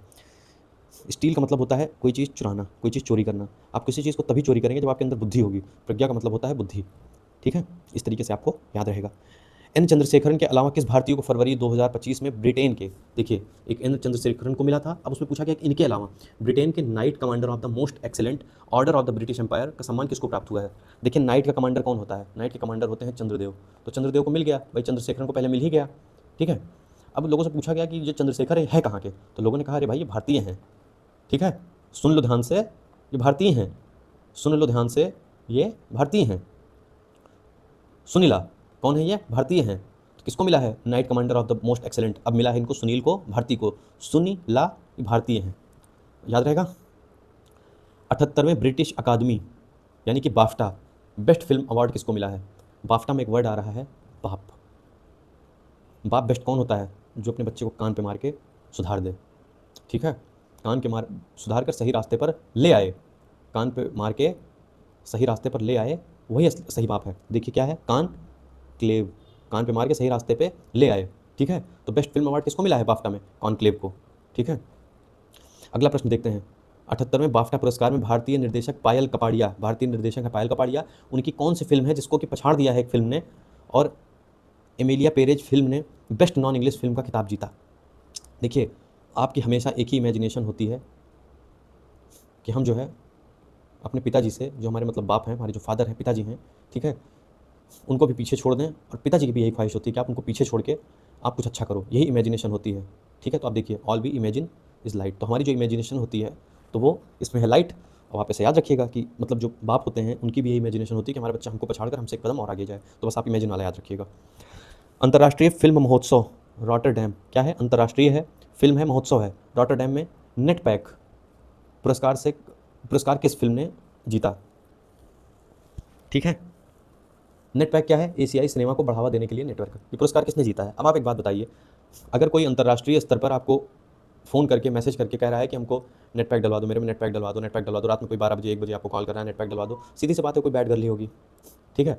और वो बोलेगी ना कि नेटपैक, बैड गर्ल बोलेगी कि नेटपैक डलवा दो तो हम मिलेंगे, नेटपैक डलवा दो तो हम मिलब, ठीक है, ऐसे याद रखिएगा इसको, बैड गर्ल तब मिल। भारतीय मूल की वैश्विक व्यापार नेता, भारतीय मूल की हैं लेकिन वैश्विक व्यापार नेता हैं, संगीतकार भी हैं, इनका क्या नाम है? चंद्रिका टंडन। किस एल्बम के लिए ग्रैमी पुरस्कार मिला है? किस एल्बम के लिए ग्रैमी पुरस्कार मिला है? अब आप देखिए, अगर कोई भारतीय मूल का व्यक्ति है, ठीक है, तो ऐसा हो ही नहीं सकता कि वो त्रिवेणी संगम न जाए। क्यों जाएगा त्रिवेणी संगम? क्योंकि वहाँ पे जब आप जाएंगे तो वहाँ पे 3 नदियाँ मिलती हैं और वहाँ पे जब आप चंद्रदेव को देखेंगे तो मतलब एक अद्भुत नज़ारा होता है, अद्भुत नज़ारा। तो आप देख लीजिए कि वहाँ पे आप गर्मी में जाइए, नदी के किनारे बैठिए, तीनों नदियों के जो मिलन की आवाज़ होती है प्रयागराज संगम में, ठीक है, आप उसी को बोलते हैं त्रिवेणी संगम। तो आप जब तीनों नदियों के मिलन को देखेंगे तो आपको मतलब सारी गर्मी आपकी दूर हो जाएगी, भले आपको कितनी भी गर्मी लग रही हो, ठीक है। तो आप ऐसे इसको याद रखिएगा, त्रिवेणी। 50 साल में कंट्री म्यूजिक कैटेगरी, 50 साल कंट्री म्यूजिक कैटेगरी में ग्रैमी जीतने वाली पहली अश्वेत महिला। देखो 50 साल तक किसी कंट्री में कोई अगर गर्मी झेलने के लिए नहीं तैयार होगा, ठीक है, क्योंकि वो जानता है कि हम हो जाएंगे काले, मतलब हम अश्वेत हो जाएंगे, अभी तो हम श्वेत हैं और बाद में अश्वेत हो जाएंगे, तो हम 50 साल में हम कोई गर्मी और भी नहीं झेलेंगे। तो वो बोलेगा भैया बाय यहाँ से, ठीक है। तो इनका क्या नाम है? बाय यान से, बी यान से, बाय यहाँ से। भाई वो अपने अलग तरीके से बोलेंगी, तो वो बोलेंगे बियॉन्ड से, लेकिन असल में क्या कहना चाह रही है? बाय यहाँ से। हम क्यों गर्मी झेलेंगे 50 साल में? तो ग्रैमी जीतने वाली पहले अश्वेत क्यों झेलेंगी? क्योंकि भाई अश्वेत हो जाएंगी, ठीक है। तो इस प्रकार से आपको ये याद रहेगा। ग्रैमी पुरस्कार समारोह में प्रतिष्ठित एल्बम ऑफ द ईयर का पुरस्कार किसने जीता? फिर से वही बात है कि बियॉन्ड से एल्बम ऑफ द ईयर। भाई उनको लग रहा है कि इतनी यहाँ पे गर्मी है, जैसे लग रहा है कि कहीं बम जल गया हो, तो ये बोलेंगे भैया बाय यहाँ से, हमको जो है अभी हम श्वेत हैं, हमको अश्वेत नहीं होना है। इस प्रकार आप याद रखिएगा कि अश्वेत महिला है, इनका नाम है बियॉन्से। ग्रैमी पुरस्कार समारोह में सॉन्ग ऑफ द ईयर का पुरस्कार किसने जीता है? सॉन्ग ऑफ द ईयर, ये एल्बम था, एल्बम मतलब बताया था ना कि बम जैसी एकदम गर्मी हो रही है, गर्मी। अब यहाँ पे पूछा गया सॉन्ग ऑफ द ईयर। अब आप देख रहे होंगे कि जब कायदे से गर्मी होती है, गर्मी से ग्रैमी, तो लोग अपने मुंह पे ये पानी डालते हैं फील करने के लिए बारिश हो रही है। बारिश फील करेंगे तो कुछ ना कुछ गाना भी गाएंगे, ठीक है। अब इनको देख के तो लोग और ही गाना गाएंगे, चुपती जलती गर्मी का मौसम आया, ठंडी जलती जलती घमौरियाँ लाया, इस टाइप से कोई भी गाना गा सकते हैं लोग। तो इन्होंने कहा भैया ऐसा है कि के जो है इतना गर्मी झेले, गाना वाना सुने, ड्रिंक करो पहले पानी। इन लोगों ने भी देखा पानी की समस्या है, इन्होंने भी कहा कि के इतना गर्मी झेले, सीधे उठा के ड्रिंक करो, के देखे गर्मी ड्रिंक करो। तो उसमें क्या है? के ड्रिंक। भाई सीधी सी बात है कि अगर गर्मी है कहीं, ठीक है, और पूरे साल गर्मी है, तो सॉन्ग वॉन्ग छोड़ो, पहले ड्रिंक करो, पहले पानी पियो, नहीं तो मर जाएंगे। Election commission of India media से किसे सम्मानित किया गया है? Election commission of India media पुरस्कार से किसे सम्मानित किया गया है? देखो, इलेक्शन वगैरह जिनको जीतना होता है, लड़ना होता है, वो बहुत दूर की सोच रखते हैं, बहुत दूर का उनका दर्शन होता है, अब नहीं भूलोगे, ठीक है। मीडिया पुरस्कार दूरदर्शन। किस संस्थान ने रेल मंत्रालय के सहयोग से भारत का पहला हाइपरलूप टेस्ट ट्रैक विकसित किया? जो मैंने अपना लेक्चर बनाया था करंट अफेयर का, शायद अप्रैल वाला, उसमें मैंने ये ट्रिक से याद करवाया कि कोई मैड आदमी होगा जो हाइपरलूप बनाएगा, टेस्ट ट्रैक बनाएगा। उसका क्या स्पीड होती है? 600 किलोमीटर प्रति घंटा। आप इमेजिन करिए कि आप 600 किलोमीटर 1 घंटे में पहुंच जाएंगे, ठीक है। आप मतलब बिहार पूरा एक छोर से दूसरा छोर 30 मिनट में छू लेंगे, यूपी का आप एक छोर से दूसरा छोर लगभग आप छू लेंगे, लगभग मान के चलिए कि हाँ 1 घंटे के अंदर। तो ये है इसका, और कौन करेगा? कोई मैड आदमी ही करेगा जो इतनी स्पीड को की ट्रेन बना दे। तो IIT मद्रास। भारतीय मूल के वैज्ञानिक का नाम पूछा है, जिसने अमेरिकी टीम का नेतृत्व किया है, ठीक है, कि कोई भारतीय मूल के वैज्ञानिक हैं, भारत के वैज्ञानिक जिसने अमेरिकी टीम का नेतृत्व किया है। और इसने क्या किया है? जो ब्लैक होल, मतलब एक बड़ा सीक्रेट बना हुआ है लोगों के सामने, लोग आज तक नहीं जान पाए उसके बारे में। तो जो ब्लैक होल के आसपास के आकाश गंगाएं हैं, जो बौनी आकाश गंगाएं हैं, ये क्वेश्चन भी मैंने पहले पढ़ाया हुआ है, यहाँ पे इसलिए डाल दिया ताकि आपका रिवीजन हो जाए। ऐसे ही सारे प्रश्न होंगे जो आपको परीक्षा में डायरेक्ट मिलेंगे और आप नहीं पहुँच पाएंगे सही उत्तर तक। तो कहीं ब्लैक होल है, अंधेरा होगा, आप दीपक लेके जाइए, ठीक है। दीपक क्यों लेके जाइए? क्योंकि देसी टेक्निक है, और ये जो इन्होंने जो यूज़ किया था ना, ये रागा दीपिका ने, इन्होंने भी यही देसी टेक्निक यूज़ की थी। अब इसका फुल फॉर्म, इसकी सारी डिटेल्स सब मैंने बताया अपनी क्लास में, पिछली क्लास जाके देख लीजिएगा दोनों। चंद्रयान 3 का जो रोवर प्रज्ञान है, कोई भी आंकड़ा प्राप्त करेगा तो वो दक्षिणी ध्रुव का आंकड़ा प्राप्त करेगा, ठीक है। चंद्रयान 3 का जो रोवर है, कोई भी अगर आंकड़ा प्राप्त करेगा तो साउथ पोल का प्राप्त करेगा, क्योंकि वहीं इसको भेजा गया है। ये हमारी बड़ी उपलब्धि है, इसके बारे में हर कोई जानता है। अमेरिका की एरोस्पेस कंपनी एस्ट्रोफोर्ज ने किस स्पेस क्राफ्ट का उपयोग करके क्षुद्र ग्रह पर खनन करने का लक्ष्य रखा है? अब देखो, अमेरिका की कोई कंपनी है एरोस्पेस, अब वो क्या कर रहा है, उसका क्या नाम इन्होंने रखा, उन्होंने इसका नाम रखा एस्ट्रोफोर्ज, क्योंकि जो अमेरिका वाले हैं सब साले फर्जी हैं। फर्जी इसलिए हैं कि इनको जो है इतनी इनके अंदर दरिद्रता है कि ये पहुंच गए क्षुद्र ग्रह पर खनन करने के लिए, क्योंकि इनको पता है कि पृथ्वी पर तो जो भी हम एक्सप्लॉइट कर ही रहे हैं, कर ही चुके हैं, तो हम अपने सारे संसाधन को बचा के रखें, चलो चलते हैं किसी क्षुद्र ग्रह है वहाँ खनन करते हैं। भाई वहाँ खनन करेंगे तो बहुत पैसा कमाएंगे, पैसा आएगा, क्षुद्र ग्रह पर जो खनन करेगा उसके पास क्या ऑडी नहीं होगी, तो इसका क्या नाम रखा है, ऑडिन। ठीक है, तो ये जो इसका स्पेस क्राफ्ट होगा उसका क्या नाम रखेंगे, ऑडी ही रखेंगे भाई, ऑडी से ही जाएंगे ना वहाँ ऊपर खनन करने के लिए। इसरो और किस संस्थान ने मिलकर स्वदेशी एरोस्पेस कंपनी क्वालिटी वाली शक्ति आधारित सेमीकंडक्टर चिप को विकसित किया है? इसरो। ठीक है, किस संस्थान के साथ मिलकर, स्वदेशी मतलब अपने देश की, एयर स्पेस क्वालिटी वाली, शक्ति आधारित मतलब शक्ति भी होनी चाहिए, एयर स्पेस क्वालिटी भी होनी चाहिए, स्वदेशी भी होनी चाहिए, एक डिमांड। दूसरी डिमांड, क्वालिटी भी होनी चाहिए, शक्ति भी होनी चाहिए, सेमी कंडक्टर चिप भी होनी चाहिए। अरे भैया पागल हो गए हो, आर यू मैड? रुला दोगे इसरो, रुला दोगे? तो इसरो किसके साथ करेगा भाई, रुलाने वाला कौन है, पागल आदमी। भाई पागल हो, रुला दोगे? तो इसरो किसके साथ करेगा, IIT मद्रास, मैड से मद्रास।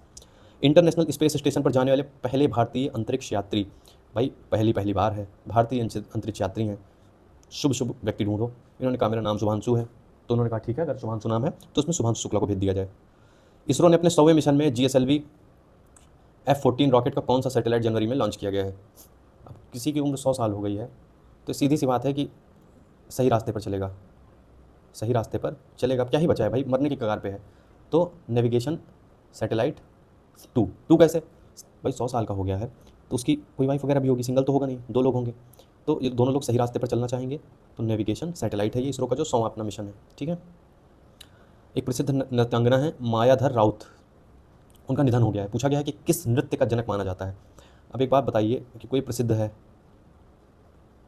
किस लिए प्रसिद्ध है? मोह माया के नाम पे प्रसिद्ध है। माया, मोह, माया क्या है दुनिया में? Audi, BMW, Mercedes. तो BMW और मर्सिडीज़ नाम से तो कोई राज्य है नहीं भारत का। ठीक है, ऑडी नाम से एक राज्य मिल रहा है, तो कौन सा राज्य का नाम रख दिया जाए? चलो नाम रख देते हैं ओडिसी। ठीक है, तो जो माया है ओडिसी, ओडिसी। किस भाषाई सिनेमा की दिग्गज अभिनेत्री और निर्माता C कृष्ण बेदी का निधन हो गया है? अब आप एक बात बताइए, ध्यान से सुनिएगा। अगर कोई कृष्ण जी को बेड़ियों में बांध दे, देखिए क्या आ रहा है ना, कृष्ण बेड़ी, अगर कोई कृष्ण जी को बेड़ियों में बांध देगा तो उनको चोट आ जाएगी ना, तो जब चोट आ जाएगी तो उनका भक्त होकर होते हुए बोलेगा ना कि भगवान तेल लगा दूँ, तेल लगा दूँ, तेल लगा दूँ, बार बार बोलेगा तो जो बीच का ला है भाई बोलेगा ना कि तेल लगा दूँ, तो बोलते बोलते बोलते बोलते बोलते बोलते जल्दी जल्दी बोलने लगेगा, तेल लगा दूँ, तेल लगा दूँ, तेल लगा दूँ, तेलुगु तेलुगु तेलुगु तेलुगु तेल लगा दूँ, तो इस तरह से हो जाएगा ये तेलुगु। कृष्ण बेड़ी, कृष्ण जी को कोई बेड़ियों में बांध देगा तो उनको चोट आ जाएगी, और चोट आ जाएगी तो लोग बोलेंगे कि नहीं हम तेल लगा देते हैं, आपका चोट ठीक हो जाए। उग्र स्वतंत्रता सेनानी है, स्वतंत्रता सेनानी है तो पक्की सी बात है कि मतलब नाम होगा, फेमस होंगे, सैम नुजोमा। ठीक है, इनका निधन हो गया है। किस देश के संस्थापक रहे हैं? भाई स्वतंत्रता सेनानी है, नाम भी है सैम, ठीक है, सैम नुजोमा, तो सीधी सी बात है कि नाम इनका होगा, नाम होगा नामीबिया। कोई प्रमुख मंदिर है, वहाँ के पुजारी थे सत्येंद्र दास, उनका निधन हो गया है। सत्य एक ही चीज़ है इस दुनिया में, राम का नाम, राम का नाम सत्य है, आप सब जानते हैं, कौन हो जाएगा? राम जन्मभूमि मंदिर। पूर्व मुख्य चुनाव आयुक्त नवीन चावला, नवीन चावला। अब आप देखिए इसमें एक वर्ड आ रहा है चावल, चावल के साथ आप क्या खाना पसंद करते हैं? छोला, क्योंकि दाल तो आप रोज़ खाते हैं, लेकिन कभी कभी आपको जब कोई चीज़ मिलेगी तो आप क्या खाना पसंद करेंगे, क्या चुनाव करेंगे, किस चीज़ का? आप छोला का चुनाव करेंगे। ठीक है, तो इनका कौन से चुनाव आयुक्त रहे थे? ये थे 16वें। ऐसे याद करते जाओ, तो जब लक्ष्मीकांत पढ़ाऊँगा तो उसमें आपको ये सारी चीज़ें आराम से याद आएंगी, मिलेंगी चीज़ें। ठीक है, ये हो गए, और ऐसे ही एक नाम, उनका मुझे नाम नहीं याद आ रहा है, अभी याद आएगा तो आगे कोई बताऊंगा उनके बारे में भी, कि वो बोलते थे कि मैं तो नाश्ते में ये खाता था, अधिकारियों को खाता था। बहुत बहुत अच्छा नाम है, पता नहीं क्यों दिमाग से स्लिप हो रहा है, याद नहीं आ रहा है। देखिए, भारत के प्रख्यात हृदय रोग विशेषज्ञ KM चेरियन का निधन हो गया। उन्होंने भारत में कौन सी पहली सर्जरी की थी? तो हृदय रोग विशेषज्ञ हैं, तो उन्होंने कोरोनरी बाईपास सर्जरी की थी, इसको याद रखना, कोरोनरी बाईपास सर्जरी। ठीक है, याद कैसे रखेंगे? जो चेरी होती है वो किस कलर की होती है? हार्ट के कलर की होती है, लगभग लगभग लगभग, क्या सेम कलर होता है? रेड कलर, हार्ट कलर का, है ना? तो इसको याद रखना, कोरोनरी, ये भी हार्ट से रिलेटेड है, तो ऐसे याद रखना, चेरियन से केम चेरियन। लतिका कट्ट का निधन हो गया है, वह इनमें से क्या थी? आपके देखिए, ये इनका लात है, लात के नीचे जो है, लतिका कट्ट नाम है ना, तो लात के नीचे इसको दबाए हुए हैं और इसमें तराश रहे हैं, इस पर काम कर रहे हैं, काट काट के इसको। ये भी इसको काट काट के इस पे काम कर रहे हैं, इस पे चढ़े हुए हैं ये, और ये मूर्ति ऐसे ज़मीन पे ऐसे पड़ी हुई है, तो उसी पे ये अपना काम कर रहे हैं। ये भी हाथ में कुछ कुछ अपना लेके ये इसमें जगह जगह पे कट लगा रहे हैं। देखिए यहाँ पे ये कट है, यहाँ पे कट है, यहाँ पे कट है, ऐसे ऐसे कट से लोग लगा रहे हैं। यहाँ पे देखिए कट है, ऐसे ऐसे कट लगा रहे हैं इसमें, ठीक है। यहाँ पे तो देखिए ये तो आपको साफ साफ दिख रहा होगा कि ये भी इनका पैर है, यानी लात है, ठीक है। यहाँ पे भी ये कट लगा रहे हैं, ठीक है। अब आप इस प्रकार से देखिए कि कोई लात लगा के बार बार लात रख के कट कर रहा है, किसको कट कर रहा है? मूर्ति को। जो लतिका कट है वो थी मूर्तिकार। अजीब व गरीब मूर्तियाँ बनती थी, मुझे समझ ही नहीं आता था ये है क्या। देखिए समझ ही नहीं आ रहा है कि एक्चुअली कैसी मूर्तियाँ बना रही हैं अजीब व गरीब, लेकिन चलिए ठीक है, अब हैं तो हैं। पहली बार किस चिड़ियाघर में जानवरों और पक्षियों के डीएनए सामग्री को एकत्र करने के लिए बायोबैंक स्थापित किया जा रहा है? अब आप देखिएगा, एक डीएनए फिंगरप्रिंटिंग होता है। अगर डीएनए फिंगरप्रिंट होता है तो डीएनए फुटप्रिंट भी होता है, ठीक है। डीएनए फुटप्रिंट भी होता है, हो सकता है। अब अगर किसी चिड़ियाघर में डीएनए सामग्री स्थापित वो की जा रही है, तो मान लीजिए कि कोई जानवर जाके अंदर छिप गया या मर गया, कुछ भी हो गया, तो उसमें देखा जाएगा ना कि उसके पैर कहाँ कहाँ पड़े हैं, मतलब कहाँ कहाँ वो पैर रख के गया है। जो पद होता है इसका अर्थ होता है पैर, ठीक है। तो कहाँ कहाँ वो पैर रख के जा रहा है मजे मजे में, तो ये कहाँ देखा जाएगा? तो इसमें देखिए एक नाम आ रहा है पद्मजा। ये कहाँ का है? ये है पश्चिम बंगाल का। तो ये कहाँ किया गया है? पश्चिम बंगाल में किया गया है, Padmaja Naidu Himalayan zoological park, ठीक है। डीएनए सामग्री कहाँ एकत्र होगी? जहाँ पे वो जो है पद, मतलब जहाँ पे उसके पदचिन्ह हमको मिलेंगे, जहाँ पे हमको पदचिन्ह मिलेंगे। पदचिन्ह कहाँ मिलेंगे? जहाँ पे वो पद्मजा जहाँ जहाँ गया है मिल जाएगा, ठीक है। उथले भूकंप का क्या आशय है? उथला भूकंप ये होता है, जैसे मान लीजिए कि ये एक लैंड का पार्ट है, ठीक है। कोई भूकंप यहाँ से आया, यानी कि कम दूरी से आया, इतनी दूरी से आया। कोई भूकंप यहाँ से आया और यहाँ ऊपर पहुँचा, तो इसने जो है दूरी ज़्यादा तय की। तो अब इसने दूरी ज़्यादा तय की तो इसकी ऊर्जा यहाँ यहाँ यहाँ आते आते आते आते कम हो जाएगी, लेकिन इसकी ऊर्जा नहीं कम होगी क्योंकि ये काफ़ी नज़दीक से आ रहा है, ठीक है। तो जो उथले भूकंप होते हैं वो ज़्यादा जो है खतरनाक होते हैं, ज़्यादा नुकसान पहुँचाते हैं, ज़्यादा जान माल को क्षति पहुँचाते हैं। तो वही पूछा है कि जो उथले भूकंप होते हैं सतह के काफ़ी नीचे से जो उत्पन्न होने वाले भूकंप हैं उनकी तुलना में अधिक नुकसान पहुँचाते हैं। जो उथले भूकंप होते हैं वो अधिक नुकसान पहुँचाते हैं किसकी तुलना में? जो कि काफ़ी नीचे से उत्पन्न होते हैं। अगला प्रश्न देखते हैं, किस देश में कानून पारित कर वहाँ के माउंट तारानाकी को कानूनी व्यक्तित्व का दर्जा दिया गया है? अब ये सब देखो नई नई चीज़ होने लगी है, न्यू चीज़ होने लगी है। जो माउंट तारानाकी को जो है लीगल पर्सनहुड का दर्जा दे दिया जाए, ये वो मतलब इनको व्यक्ति मान लिया जाए। अब ये सारी चीज़ें न्यू शुरू हो गई हैं यार। पहले तो मतलब पर्वत को पर्वत ही माना जाता था, तो न्यू काम हो रहा है, कौन करेगा? न्यूजीलैंड। किन 2 भारतीय शहरों को वैश्विक वेटलैंड मान्यता प्राप्त शहरों की सूची में शामिल किया गया है? देखिए, जो वैश्विक शहर चुनाव करना है वैश्विक शहरों का, ठीक है, और इनको मान्यता देनी है। मान्यता किस लिए देनी है? वेटलैंड के लिए देनी है मान्यता। अब आप ध्यान से देखिएगा, जहाँ पे एंड हो रही है दुनिया और जहाँ पे दुनिया का उदय हो रहा है, ठीक है भाई। उदय हो जाएगा तो उदय कब होगा? जब वहाँ पे लैंड वगैरह, जब वहाँ की वेट होगी, ठीक है, तभी वहाँ पे जीवन आएगा, ठीक है। और अगर वेट नहीं रहेगा तो जीवन खत्म हो जाएगा, वेट होगा तो जीवन का उदय हो जाएगा। तो इसीलिए इन दोनों चीज़ों को तो मान्यता देनी ही देनी पड़ेगी। एंड से आप देखिएगा इंडोर, इसको वैसे तो ऐसे शुरू होता है स्पेलिंग, लेकिन फिर भी हो जाएगा आपका इंडोर और ये आपका हो जाएगा उदयपुर। भारत के कितने वेटलैंड को वैश्विक रामसर स्तर का दर्जा मिला है? और इसकी संख्या अब 89 हो गई है, ठीक है। ध्यान से देखो प्रश्न फिर से, कि जो नए वेटलैंड की सूची आई है उसके हिसाब से अब 89 हो गई। हालांकि आज जब डेट में मैं ये लेक्चर बना रहा हूँ अब इनकी संख्या बढ़कर और हो चुकी है, लेकिन फिर भी अभी जाने देते हैं। जब अगला जो भी अपना मतलब लेटेस्ट वो मई का वो करंट अफेयर करवाएंगे तो उसमें आपको हम ये चीज़ अच्छे से बता देंगे।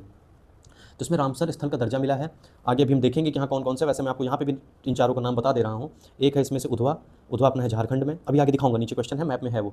उसके बाद एक है खेचोपल्ली, ये अपना सिक्किम का है, ये भी नीचे भी आएगा। फिर है आपका थेरथंगल, सुन के ही आपको लग रहा होगा कि तमिलनाडु का है। और एक है आपका सक्कर कोट्टई, ठीक है, सक्कर कोट्टई। शक्कर है जैसे चीनी वगैरह का होता है ना, तो इस तरीके से। हालांकि आपको ये 4 याद रखने की ज़रूरत नहीं है। अभी आगे मैं आपको बता रहा हूँ ना कि अभी नया अपडेट हुआ है, संख्या इनकी बढ़ गई है। इसके बाद वाला जो मैं लेक्चर लूँगा वहाँ पे आपको डिटेल में बता दूंगा। सबसे अधिक रामसर स्थलों वाला सबको मालूम है यार कि तमिलनाडु में सबसे अधिक रामसर स्थल हैं, ठीक है। फिर इसमें सिक्किम के किस झील को वैश्विक रामसर स्थल सूची में शामिल किया गया है? तो ये है खेचोपल्ली झील। अब ये खेचोपल्ली झील है कहाँ? ये देखिए, ये आपका सिक्किम है, ऊपर आपका चाइना, इधर नेपाल, नीचे आपका वेस्ट बंगाल, इधर भूटान, ठीक है। अब आप देखिए यहाँ पे है ये खेचोपल्ली लेक, इस हिस्से में है, ठीक है। अगला क्वेश्चन देखते हैं, झारखंड की किस झील को वैश्विक रामसर स्थल सूची में शामिल किया गया है? तो ये है आपकी उधवा झील, और ये आपकी पड़ती है शायद साहिबगंज है एक जगह, ये यहाँ इसके आसपास पड़ती है, सबके इसके उत्तरी पूर्वी हिस्से में, ठीक है। उत्तरी, ये इसका मध्य हो गया, ये आपका हो गया उत्तर पूर्वी हिस्सा। साहिबगंज है, यहाँ पे बॉर्डर भी है, यहाँ देखिए कोसी नदी है, इधर बिहार है, इधर आपका वेस्ट बंगाल है। फिर से कह रहा हूँ कि आपको बस इतना याद रख लेना कि हाँ उधवा है तो ये हाँ झारखंड में है। अब आपको इसको कैसे जो है करना होगा याद। मान लीजिए कि कोई कहीं धूल पड़ गई, कुछ भी पड़ गया, आप उसको झाड़ रहे हैं, ठीक है, झाड़ रहे हैं, तो अगर नहीं साफ़ होगा तो आप उसको कहेंगे इसको धो दो, ठीक है। कैसे धो दो? इसको धोआ, मतलब इसको धो दो। धोआ में देखिए एक वर्ड आ रहा है उधोआ, तो आदमी कहेगा ना कि इसको धो दो। अब एक यहाँ पे आ रहा है सिक्किम, इसको कैसे याद किया जाए? तो देखिए, अगर आपके पास सिक्का है तो आप किसी को भी खींच सकते हो अपनी तरफ, ठीक है। तो यहाँ जाएगा खींचो पलरी। किस वर्ष को ग्लेशियरों के संरक्षण का अंतर्राष्ट्रीय वर्ष घोषित किया है यूनाइटेड नेशंस ने? 2025। क्यों घोषित किया गया है? आपको पता है कि इस समय जो है वैश्विक तापन बढ़ रहा है तेज़ी से, जल के बहुत ज़्यादा चैलेंजेस हैं, सारे जो ग्लेशियर्स हैं ये पिघल रहे हैं वैश्विक तापन की वजह से, ठीक है। तो अगर हम लोग ये देखें कि ग्लेशियर्स पिघल रहे हैं, कहीं ग्लेशियर्स टूट रहे हैं, और इनकी वजह से क्या होगा कि इनके अंदर जो कार्बन वगैरह दबा हुआ था वो सारा रिलीज़ हो जाएगा तो वैश्विक तापन और बढ़ेगा। इस प्रकार से आप देख रहे हैं। तो इसीलिए जो 2025 के वर्ष को इन्होंने ग्लेशियरों के संरक्षण का अंतर्राष्ट्रीय वर्ष घोषित कर दिया है। फरवरी 2025 में ग्लोबल कैपेबिलिटी पॉलिसी का अनावरण किया गया है। अगर आप कैपेबल हैं तो आपके इधर उधर लाइन से लोग रहेंगे, आप बीच में हमेशा राजा की तरह रहेंगे। आपका जो भी नाम हो आप यहाँ पे अपना नाम लिख लीजिए, जिस जगह मैं छोड़ रहा हूँ। अगर आप कैपेबल हैं तो आप हमेशा सबके मध्य में रहेंगे। तो कौन सा राज्य होगा? Madhya Pradesh. Global capability centre, ठीक। देखिए इसमें क्या है कि ये जो टायर 2 सिटीज़ हैं इनके ट्रांसफॉर्मेशन के लिए है, और इसमें क्या है कि इसमें ये ग्लोबल इनोवेशन हब्स बनाने के लिए काम करेगा। तो जब कोई यार इतना तगड़ा काम करेगा कि मतलब भारत से कंपटीशन ना लेके जो विश्व स्तर के जो शहर हैं उनसे अगर कंपटीशन ले रहा है, जो टॉप सिटीज़ है वर्ल्ड की, तो सीधी सी बात है वो सबके मध्य में आ ही जाएगा ना यार। तो ये है मध्य प्रदेश। किस कंपनी ने इंटरनेट सब की केबल प्रोजेक्ट वाटर वर्थ पेश किया, जो कि दुनिया की सबसे लंबी सी केबल परियोजना बन जाएगी? ये है 50,000 किलोमीटर। बना कौन रहा है? फेसबुक वाले बना रहे हैं। क्यों बना रहे हैं? ताकि कोई इंडिया का आदमी है तो यहाँ ऑस्ट्रेलिया में मैसेज कर सके, अफ्रीका में मैसेज कर सके, ब्राज़ील तक मैसेज कर सके, और यूएसए तक वाली को मैसेज कर सके। क्यों इन्होंने बनाने की ठानी? इसलिए इन्होंने बनाने की ठानी कि इतनी बड़ी इनकी कंपनी बन गई है मेटा, ये विश्व के जो मतलब सबसे कुछ अमीर लोग हैं उनकी सूची में आ गए हैं। तो सीधी सी बात है, सोचेंगे कि हम किसी और के इंटरनेट के भरोसे क्यों बैठें। मान लीजिए कि किसी ने इंटरनेट बंद कर दिया तो इनका तो सब मामला ठप हो जाएगा। तो इन्होंने कहा ठीक है, अगर हमारी इतनी बड़ी कंपनी है तो हम अपना इंटरनेट का भी सारा अपना प्रबंध हम कर सकते हैं। तो इन्होंने सारे उसको केबल से जोड़ने का इन्होंने अपना मतलब बड़ा ख्वाब देखा, और ये कंपनी कौन सी है? मेटा, यानी कि फेसबुक। सफ़ेद बाघ प्रजनन केंद्र स्थापित करने के प्रस्ताव को कहाँ मंजूरी दी गई? अब देखिए कोई सफ़ेद बाघ है, सफ़ेद बाघ है, कोई काला नीला पीला ऐसा तो बाघ है नहीं, उसको साफ़ सुथरा रखना है। आप देखिए कोई चीज़ सफ़ेद होता है, मान लीजिए कोई सफ़ेद कपड़ा आप बैग में रख रहे हैं तो आप उसको मध्य में रखते हैं, उसके ऊपर भी कोई कपड़ा रख देंगे, नीचे भी कोई कपड़ा रख देंगे, ठीक है। इस प्रकार से आप याद रखिएगा मध्य प्रदेश। दूसरी चीज़ आप इसको ऐसे याद रखिएगा कि बाघ के प्रजनन की बात हो रही है, ठीक है। तो कोई भी जो है बाघ यही चाहेगा कि भाई हम कहीं मान लीजिए कि इधर कोई वॉल है, इधर कोई वॉल है, तो हम सुरक्षित प्रजनन करें, ताकि ये हो कि जो हमारे आने वाली जो बच्चे होंगे सब स्वस्थ हों, अच्छे हों, ठीक है। तो इसीलिए जो है किसी भी केव के किसी भी उसके मतलब मध्य में सोचेंगे कि ताकि इधर से भी कोई डिस्टर्ब ना करे, इधर से कोई डिस्टर्ब ना करे, और जो हमारे बच्चे हों, जो हमारी ऑफस्प्रिंग्स हों वो स्वस्थ हों, अच्छे हों।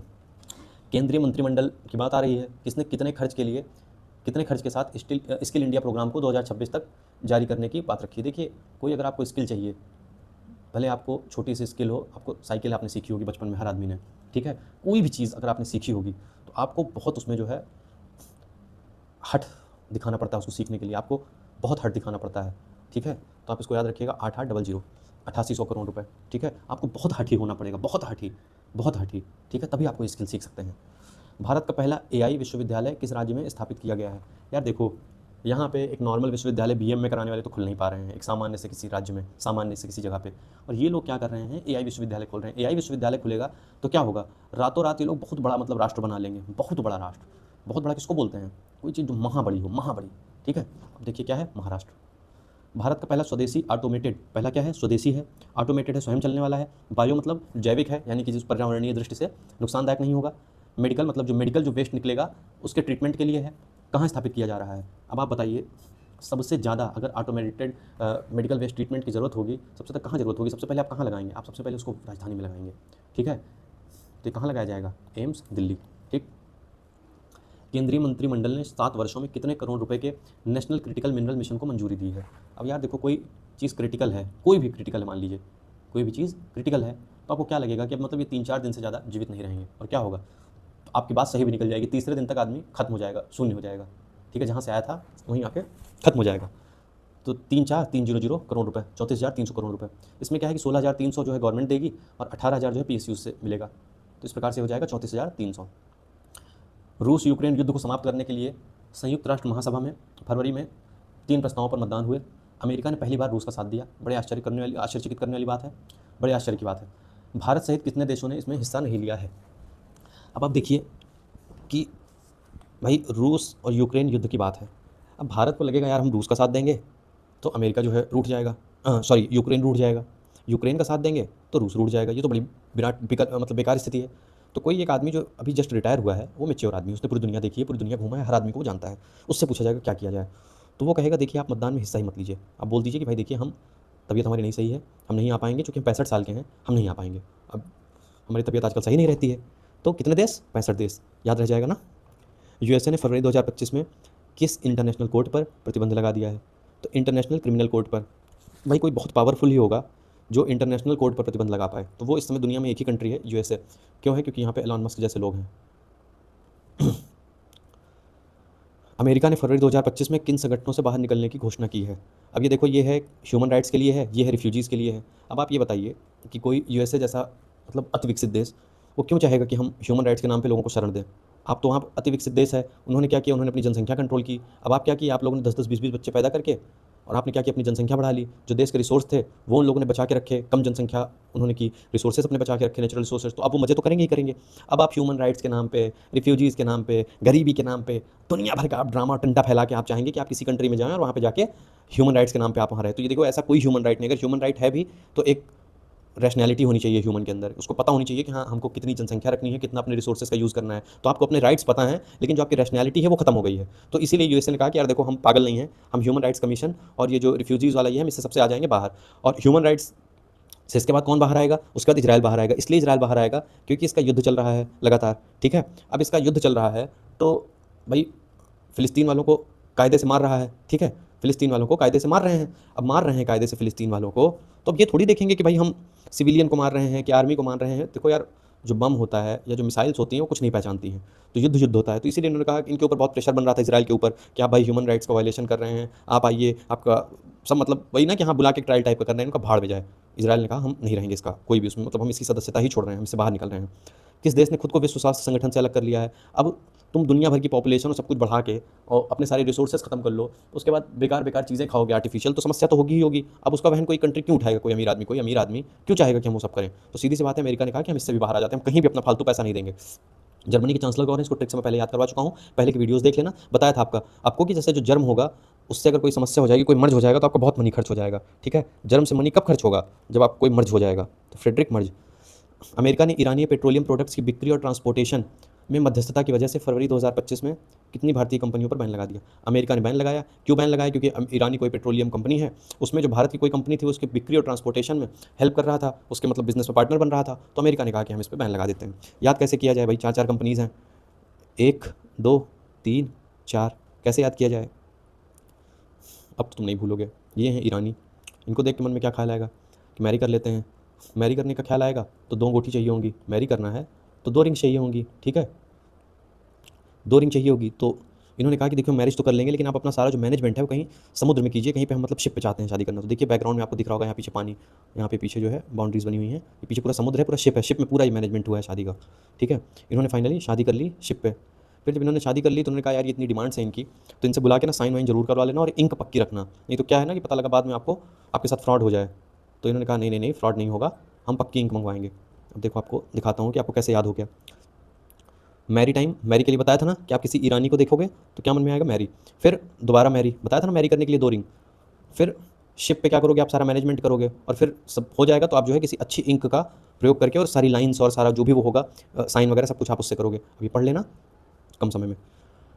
डोनाल्ड ट्रंप जी ने कितनी रकम में गोल्ड कार्ड बेचने का ऐलान किया है? उसमें क्या किया उन्होंने? अप्रवासियों को अमेरिकी नागरिकता मिलना आसान हो जाएगा। देखिए कितना चालाक है ये आदमी। पहले इसने सबको वहाँ से किसी के हाथ में किसी के पैर में जंजीरें बांध बांध के उसको वहाँ से भेजा एरोप्लेन से, ठीक है। चलो अच्छा हुआ जहाँ जान से मरवाया नहीं, कम से कम अपनी अपनी कंट्रीज़ में वापस भेज दिया। वापस भेजने के बाद इसको पता है कि यहाँ पे लोग रहे हैं तो पैसा वैसा कमाए होंगे। अब इनसे कैसे पैसा वापस लिया जाए? किसी ने अपना घर बना लिया है, किसी ने वहाँ पे शादी कर ली है, किसी ने अपना वहाँ पे व्यापार खड़ा कर लिया है, कोई अपने बच्चों को वहाँ पढ़ा रहा है, तो लोग चाहेंगे ना कि भाई अब हम किसी तरीके से यहाँ नागरिकता वो करें। कितने का बेच रहे हैं नागरिकता? बोल रहे हैं 44 करोड़ रुपए का एक आप गोल्ड कार्ड ले लो, ये है इनका द ट्रंप कार्ड, है ना, देख रहे हैं, ये है गोल्ड कार्ड इनका ट्रंप का। इन्होंने कहा कि आप इसको खरीद लो, आपको अमेरिकी नागरिकता मिल जाएगी, आप भले यहाँ के अप्रवासी हैं आपको फिर भी मिल जाएगी। तो ये $50 लाख यानी कि 44 करोड़ रुपए का है। देखिए कितना चालाक आदमी है, वाह। अमेरिकी जांच एजेंसी FBI के डायरेक्टर का नाम पूछा गया है जिन्होंने भगवत गीता पर रखकर शपथ ली। अब ये देखो एकदम सन की आदमी लग रहा है शकल से ही, ठीक सन की आदमी लग रहा है। इसने कहा ना, शपथ तो हम लेंगे तो हम गीता पे ही रख के लेंगे। इनको खुशी हुई कि चलो ठीक है, कम से कम कोई आदमी है जो अच्छा है, कि ये भी इंडियन है, काले बाल। इसको बड़ी जलन हुई, बड़ी ईर्ष्या हुई। इसने कहा कि ऐसे कैसे आप यहाँ के नियमों के हिसाब से चलेंगे? तो इन्होंने कहा नहीं, हम भगवत गीता के ही हिसाब से चलेंगे। फिर फाइनली इन्होंने अपना सर पकड़ लिया, रोने लगी। क्यों रोने लगी? ये तो कोई अभी भी खुश हैं क्योंकि इंडियन है, इसलिए रोने लगी। इनको लगा काश जो है हम इसकी बात मान लिए होते, भाई FBI का डायरेक्टर ये बन गया है, काश हम इसकी बात मान लिए होते। और फाइनली जो इसने अपनी जिद पूरी कर ली। ठीक है, तो काश इन्होंने इसकी बात मान ली होती। तो इनका क्या नाम है? काश पटेल। और बात मान ली होती मतलब काश में पट गई होती इनसे पहले। कतर के अमीर की भारत यात्रा के दौरान दोनों देशों ने 5 वर्षों में द्विपक्षीय व्यापार को दुगना करके कितना करने का लक्ष्य रखा है? देखिए, कतर के जो अमीर थे ये आए हुए थे भारत। जब ये भारत आए हुए थे तो इनको सबको जो है बहुत समस्या हुई। इनको पाकिस्तानियों को, इनको जो इतनी तकलीफ़ हुई, इनको लगा कि यार ऐसा कैसे हो सकता है कि कोई मतलब बाहर से आए और मतलब कतर जैसा अमीर देश जो है वो इनके यहाँ आए और इस तरीके से हाथ मिलाए। इनकी जलन और तब बढ़ गई जब मोदी जी सारे प्रोटोकॉल्स तोड़ के इनसे मिलने पहुँच गए। ठीक है, प्रोटोकॉल होता है कि नहीं, मोदी जी भाई नहीं जाएंगे, लेकिन मोदी जी फिर भी पहुँच गए। अब इनका क्या नाम है? इनका नाम है शेख तमीम बिन हसन अल थानी। ठीक है, यहाँ पे लिख देता हूँ शॉर्ट में। अब इसमें आप एक चीज़ याद रखिएगा कि इनके नाम के लास्ट में क्या है? थानी।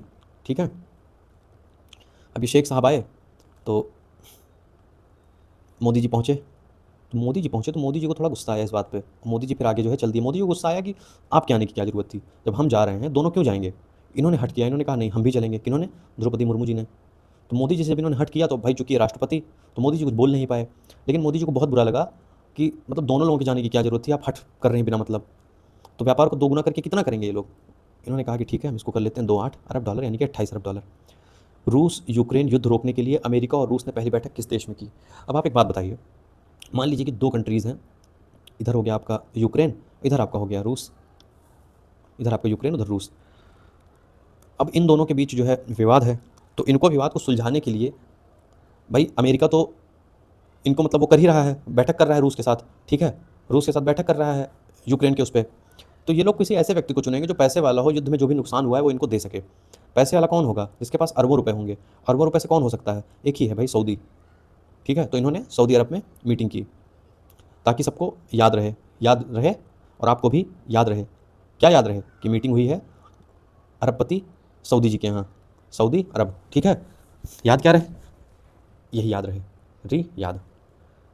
मेरसिले शहर में PM मोदी ने भारत के नए महावाणिज्य दूतावास का उद्घाटन किया।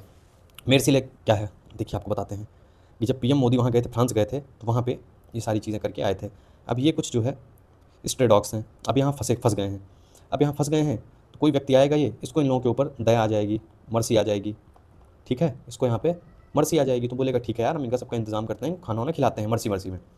तो PM मोदी को लगेगा कि यार जब यहाँ पे लोग इतनी मर्सी दिखा रहे हैं फंसे कुत्तों के लिए, तो हम भी कोई ऐसी जगह ढूंढेंगे जो जहाँ पे मतलब मर्सी जो आता हो, इन लोगों को सम्मान देने के लिए, इनकी मर्सी को, इनकी दया को सम्मान देने के लिए कोई ऐसी जगह ढूंढेंगे। अब जो अधिकारी होंगे वो कहेंगे नहीं, यहाँ पे पेरिस है, इसके आसपास में कुछ करिए। इसके आसपास में क्यों करिए? यहाँ हमको शराब भी मिल जाएगा, यहाँ हमको शबाब भी मिल जाएगा। मोदी जी कहेंगे कि उठा के पटक दूंगा भी, ज़्यादा बक करोगे। जो ये लोग हैं इन लोगों को सम्मान दूंगा मैं। तो इन्होंने कहा ठीक है मैं यहाँ पे मर्सीले के पास कर दे रहा हूँ, तो यहाँ से तुम्हारा आना जाना भी आसान हो जाएगा। ठीक है, ये आपका इधर ये भूमध्य सागर हो जाएगा, फिर भूमध्य सागर से इधर होते होते इधर लाल सागर वगैरह होते आप आ जाओगे इधर सीधे। ठीक है, अगला देखते हैं, फ्रांस यात्रा के दौरान दोनों देशों के बीच कितने समझौते हुए भारत और फ्रांस के बीच में? ठीक है, देखिए दोनों लोग यहाँ पे हाथ मिला रहे हैं। इमैनुअल मैक्रोन है ये, इमैनुअल मैक्रोन, और इनको कौन नहीं जानता है, पूरी दुनिया जानती है। जब आप हाथ मिलाते हैं किसी से तो 5 उंगली इधर होती है, 5 उंगली इधर से मिलती है। तो इन्होंने कहा टोटल 10 उंगलियाँ हो रही हैं, 10 उंगलियाँ हो रही हैं, तो उन्होंने इशारे में 5 उंगली उन्होंने छुआई, 5 उंगली उन्होंने छुआई, तो 5 उंगली छुआ के दोनों लोग समझ गए कि हम लोगों को 10 समझौते करने हैं। ठीक है, किसी देश का गोमा शहर है, वहाँ विद्रोहियों ने कब्जा कर लिया है, इस संघर्ष में 3000 लोग मारे गए हैं। ये है बॉबी देओल की मूवी। विलेन आया, इसको बंदूक दिखाया, इन्होंने विलन को मारा कूटा, विलन अंतिम में गया डर के और इनकी माँ को पकड़ लिया, इनके पास बंदूक लगा दिया, बोला कि अगर हमको नुकसान पहुँचाओगे तो हम मतलब तुम्हारी माँ को मार देंगे। इधर बॉबी देओल आया, इसने इसके ऊपर बंदूक तान दी, और इधर पीछे से भी कुछ लोग आ रहे थे, तो ये अपनी मम्मी को समझाने लगे कि गो माँ मतलब अब जाओ, प्लीज़ जाओ यहाँ से, वरना ये लोग जो है आपको भी नुकसान पहुँचाएंगे, हमें जो होता है होने तो जाओ। अब भैया इंडियन माँ इतनी इमोशनल, बोली कहाँ गो, मतलब कहाँ जाऊँगी तुमको छोड़ के, बेटे हो मेरे। अब आप देखिए क्या है, डेमोक्रेटिक रिपब्लिक ऑफ कांगो। ठीक है, अब डॉक्टर से आप याद रखना कि जब कोई ऐसी चीज़ होगी, कोई विद्रोह वगैरह कुछ होगा, तो लोग डॉक्टर के पास जाएंगे ही जाएंगे, है ना, चोट वोट लगेगी, डॉक्टर के पास गो। इस तरीके से भी याद रखना, इस तरीके से भी याद रखना, जैसे मन हो वैसे याद रखना। वैसे एक ये स्टोरी है कि इनको किडनैपर्स ने किडनैप कर लिया इनकी मम्मी को, तो ये आके देखी तो इनकी मम्मी बोली कि गो बेटा गो, तो इन्होंने भी कहा माँ कहाँ गो, ये लेके आई चाकू वगैरह, इन्होंने अपनी माँ को आज़ाद करवाया और इनको लेके गई। ठीक है, अगला क्वेश्चन है, अमेरिकी राष्ट्रपति ने 9 फरवरी 2025 को पहला अमेरिकी खाड़ी दिवस घोषणा पत्र पर हस्ताक्षर किए। इसमें किस क्षेत्र का नाम बदला जा रहा है? अमेरिकी खाड़ी दिवस घोषणा पत्र, मतलब खाड़ियों की बात हो रही है, खाड़ी मतलब बे। अब आप देखिए, ये है आपका गल्फ ऑफ मैक्सिको, ये जो पूरा क्षेत्र है ये अमेरिका का है, यूएसए का है। ठीक है, अब यूएसए को लग रहा है कि तुम इतनी सी जगह लेके इसको पूरा गल्फ ऑफ मैक्सिको थोड़ी बोलोगे। भाई मैक्सिको एक अलग देश है, यूएसए अलग देश है, इन गोरों में भी आपस में खूब लड़ाई झगड़ा होता है। तो इन्होंने कहा कि तुम छोटी सी जगह लेके, भाई इतना अगर तुम्हारा है तो इतना ही हिस्सा तो मेरा भी है, मेरा भी तो जो तट है काफ़ी लंबा है। तो उन्होंने कहा नहीं, जो गूगल मैप्स वगैरह है इसमें सब जगह पे इसको मैक्सिको की जगह पे इसको लिखो gulf of USA, gulf of USA नहीं, गल्फ ऑफ अमेरिका। यूएसए में तो फिर सारी कंट्रीज़ वो आ जाती हैं ना।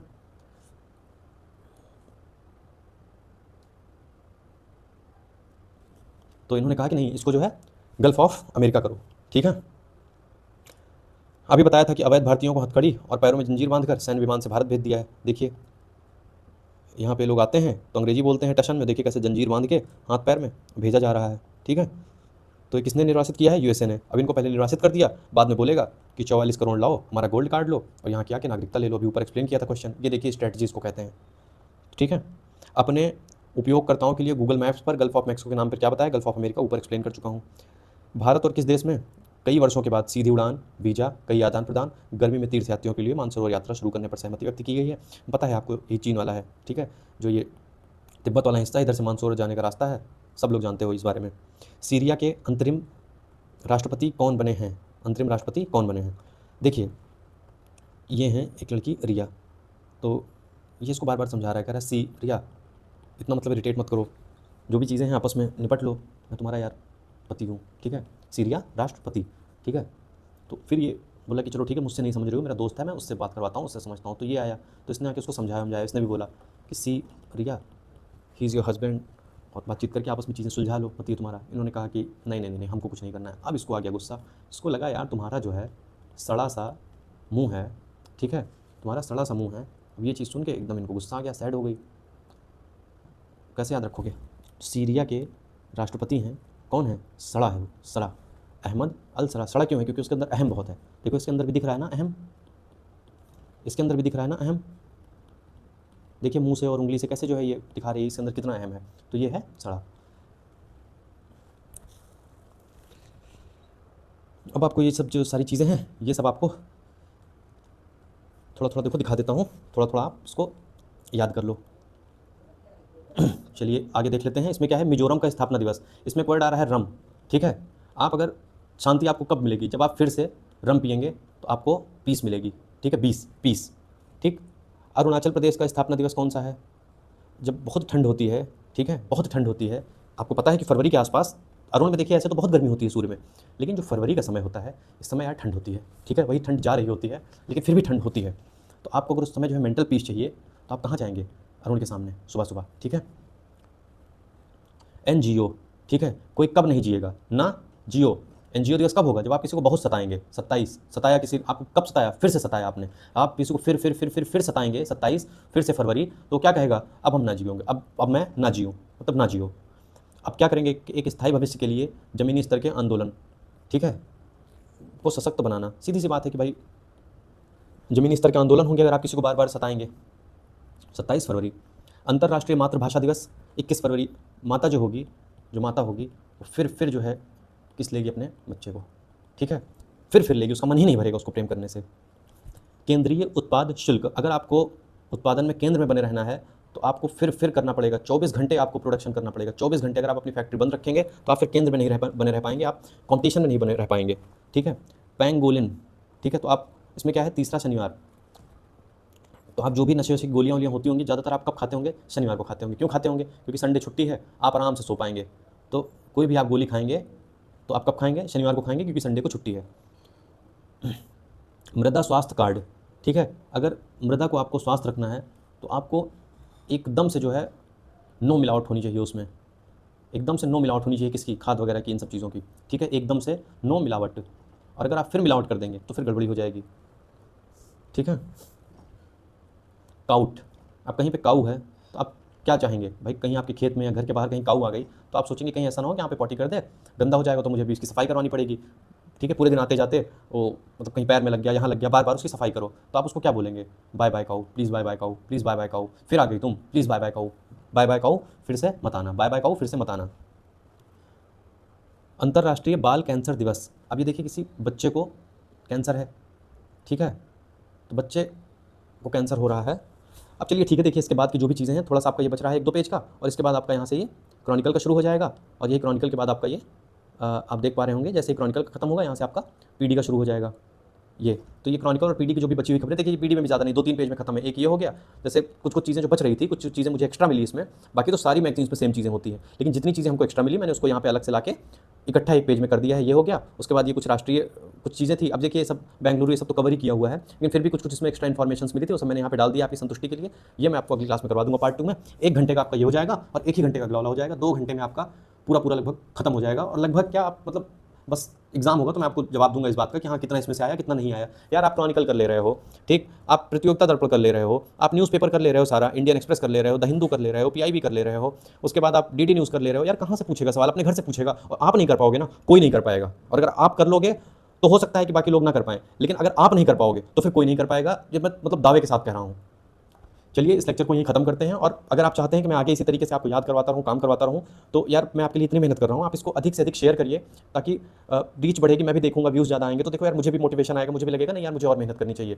फिर आपका मैं एक 6 से 7 घंटे, 1-1 घंटे की क्लास लेके मैं आपको पूरा मॉडर्न हिस्ट्री आपको याद करवा दूंगा। और आप विश्वास करिए, मैं अगर कह रहा हूँ ना कि मैं याद करवा दूंगा तो मैं आपको याद करवा दूंगा, क्योंकि देखिए ये भारत का मान लीजिए कि ये मैप है ना, भारत का मैप है, इसमें मानना क्या है, अब ये भारत का मैप है, तो अब आप देखिए इसमें जो है मान लीजिए कि अंग्रेज आएंगे तो यहाँ मराठे हैं, यहाँ पे हैदराबाद है, यहाँ पे मैसूर है, यहाँ पे बंगाल है, यहाँ पे अवध है, यहाँ पे पंजाब है।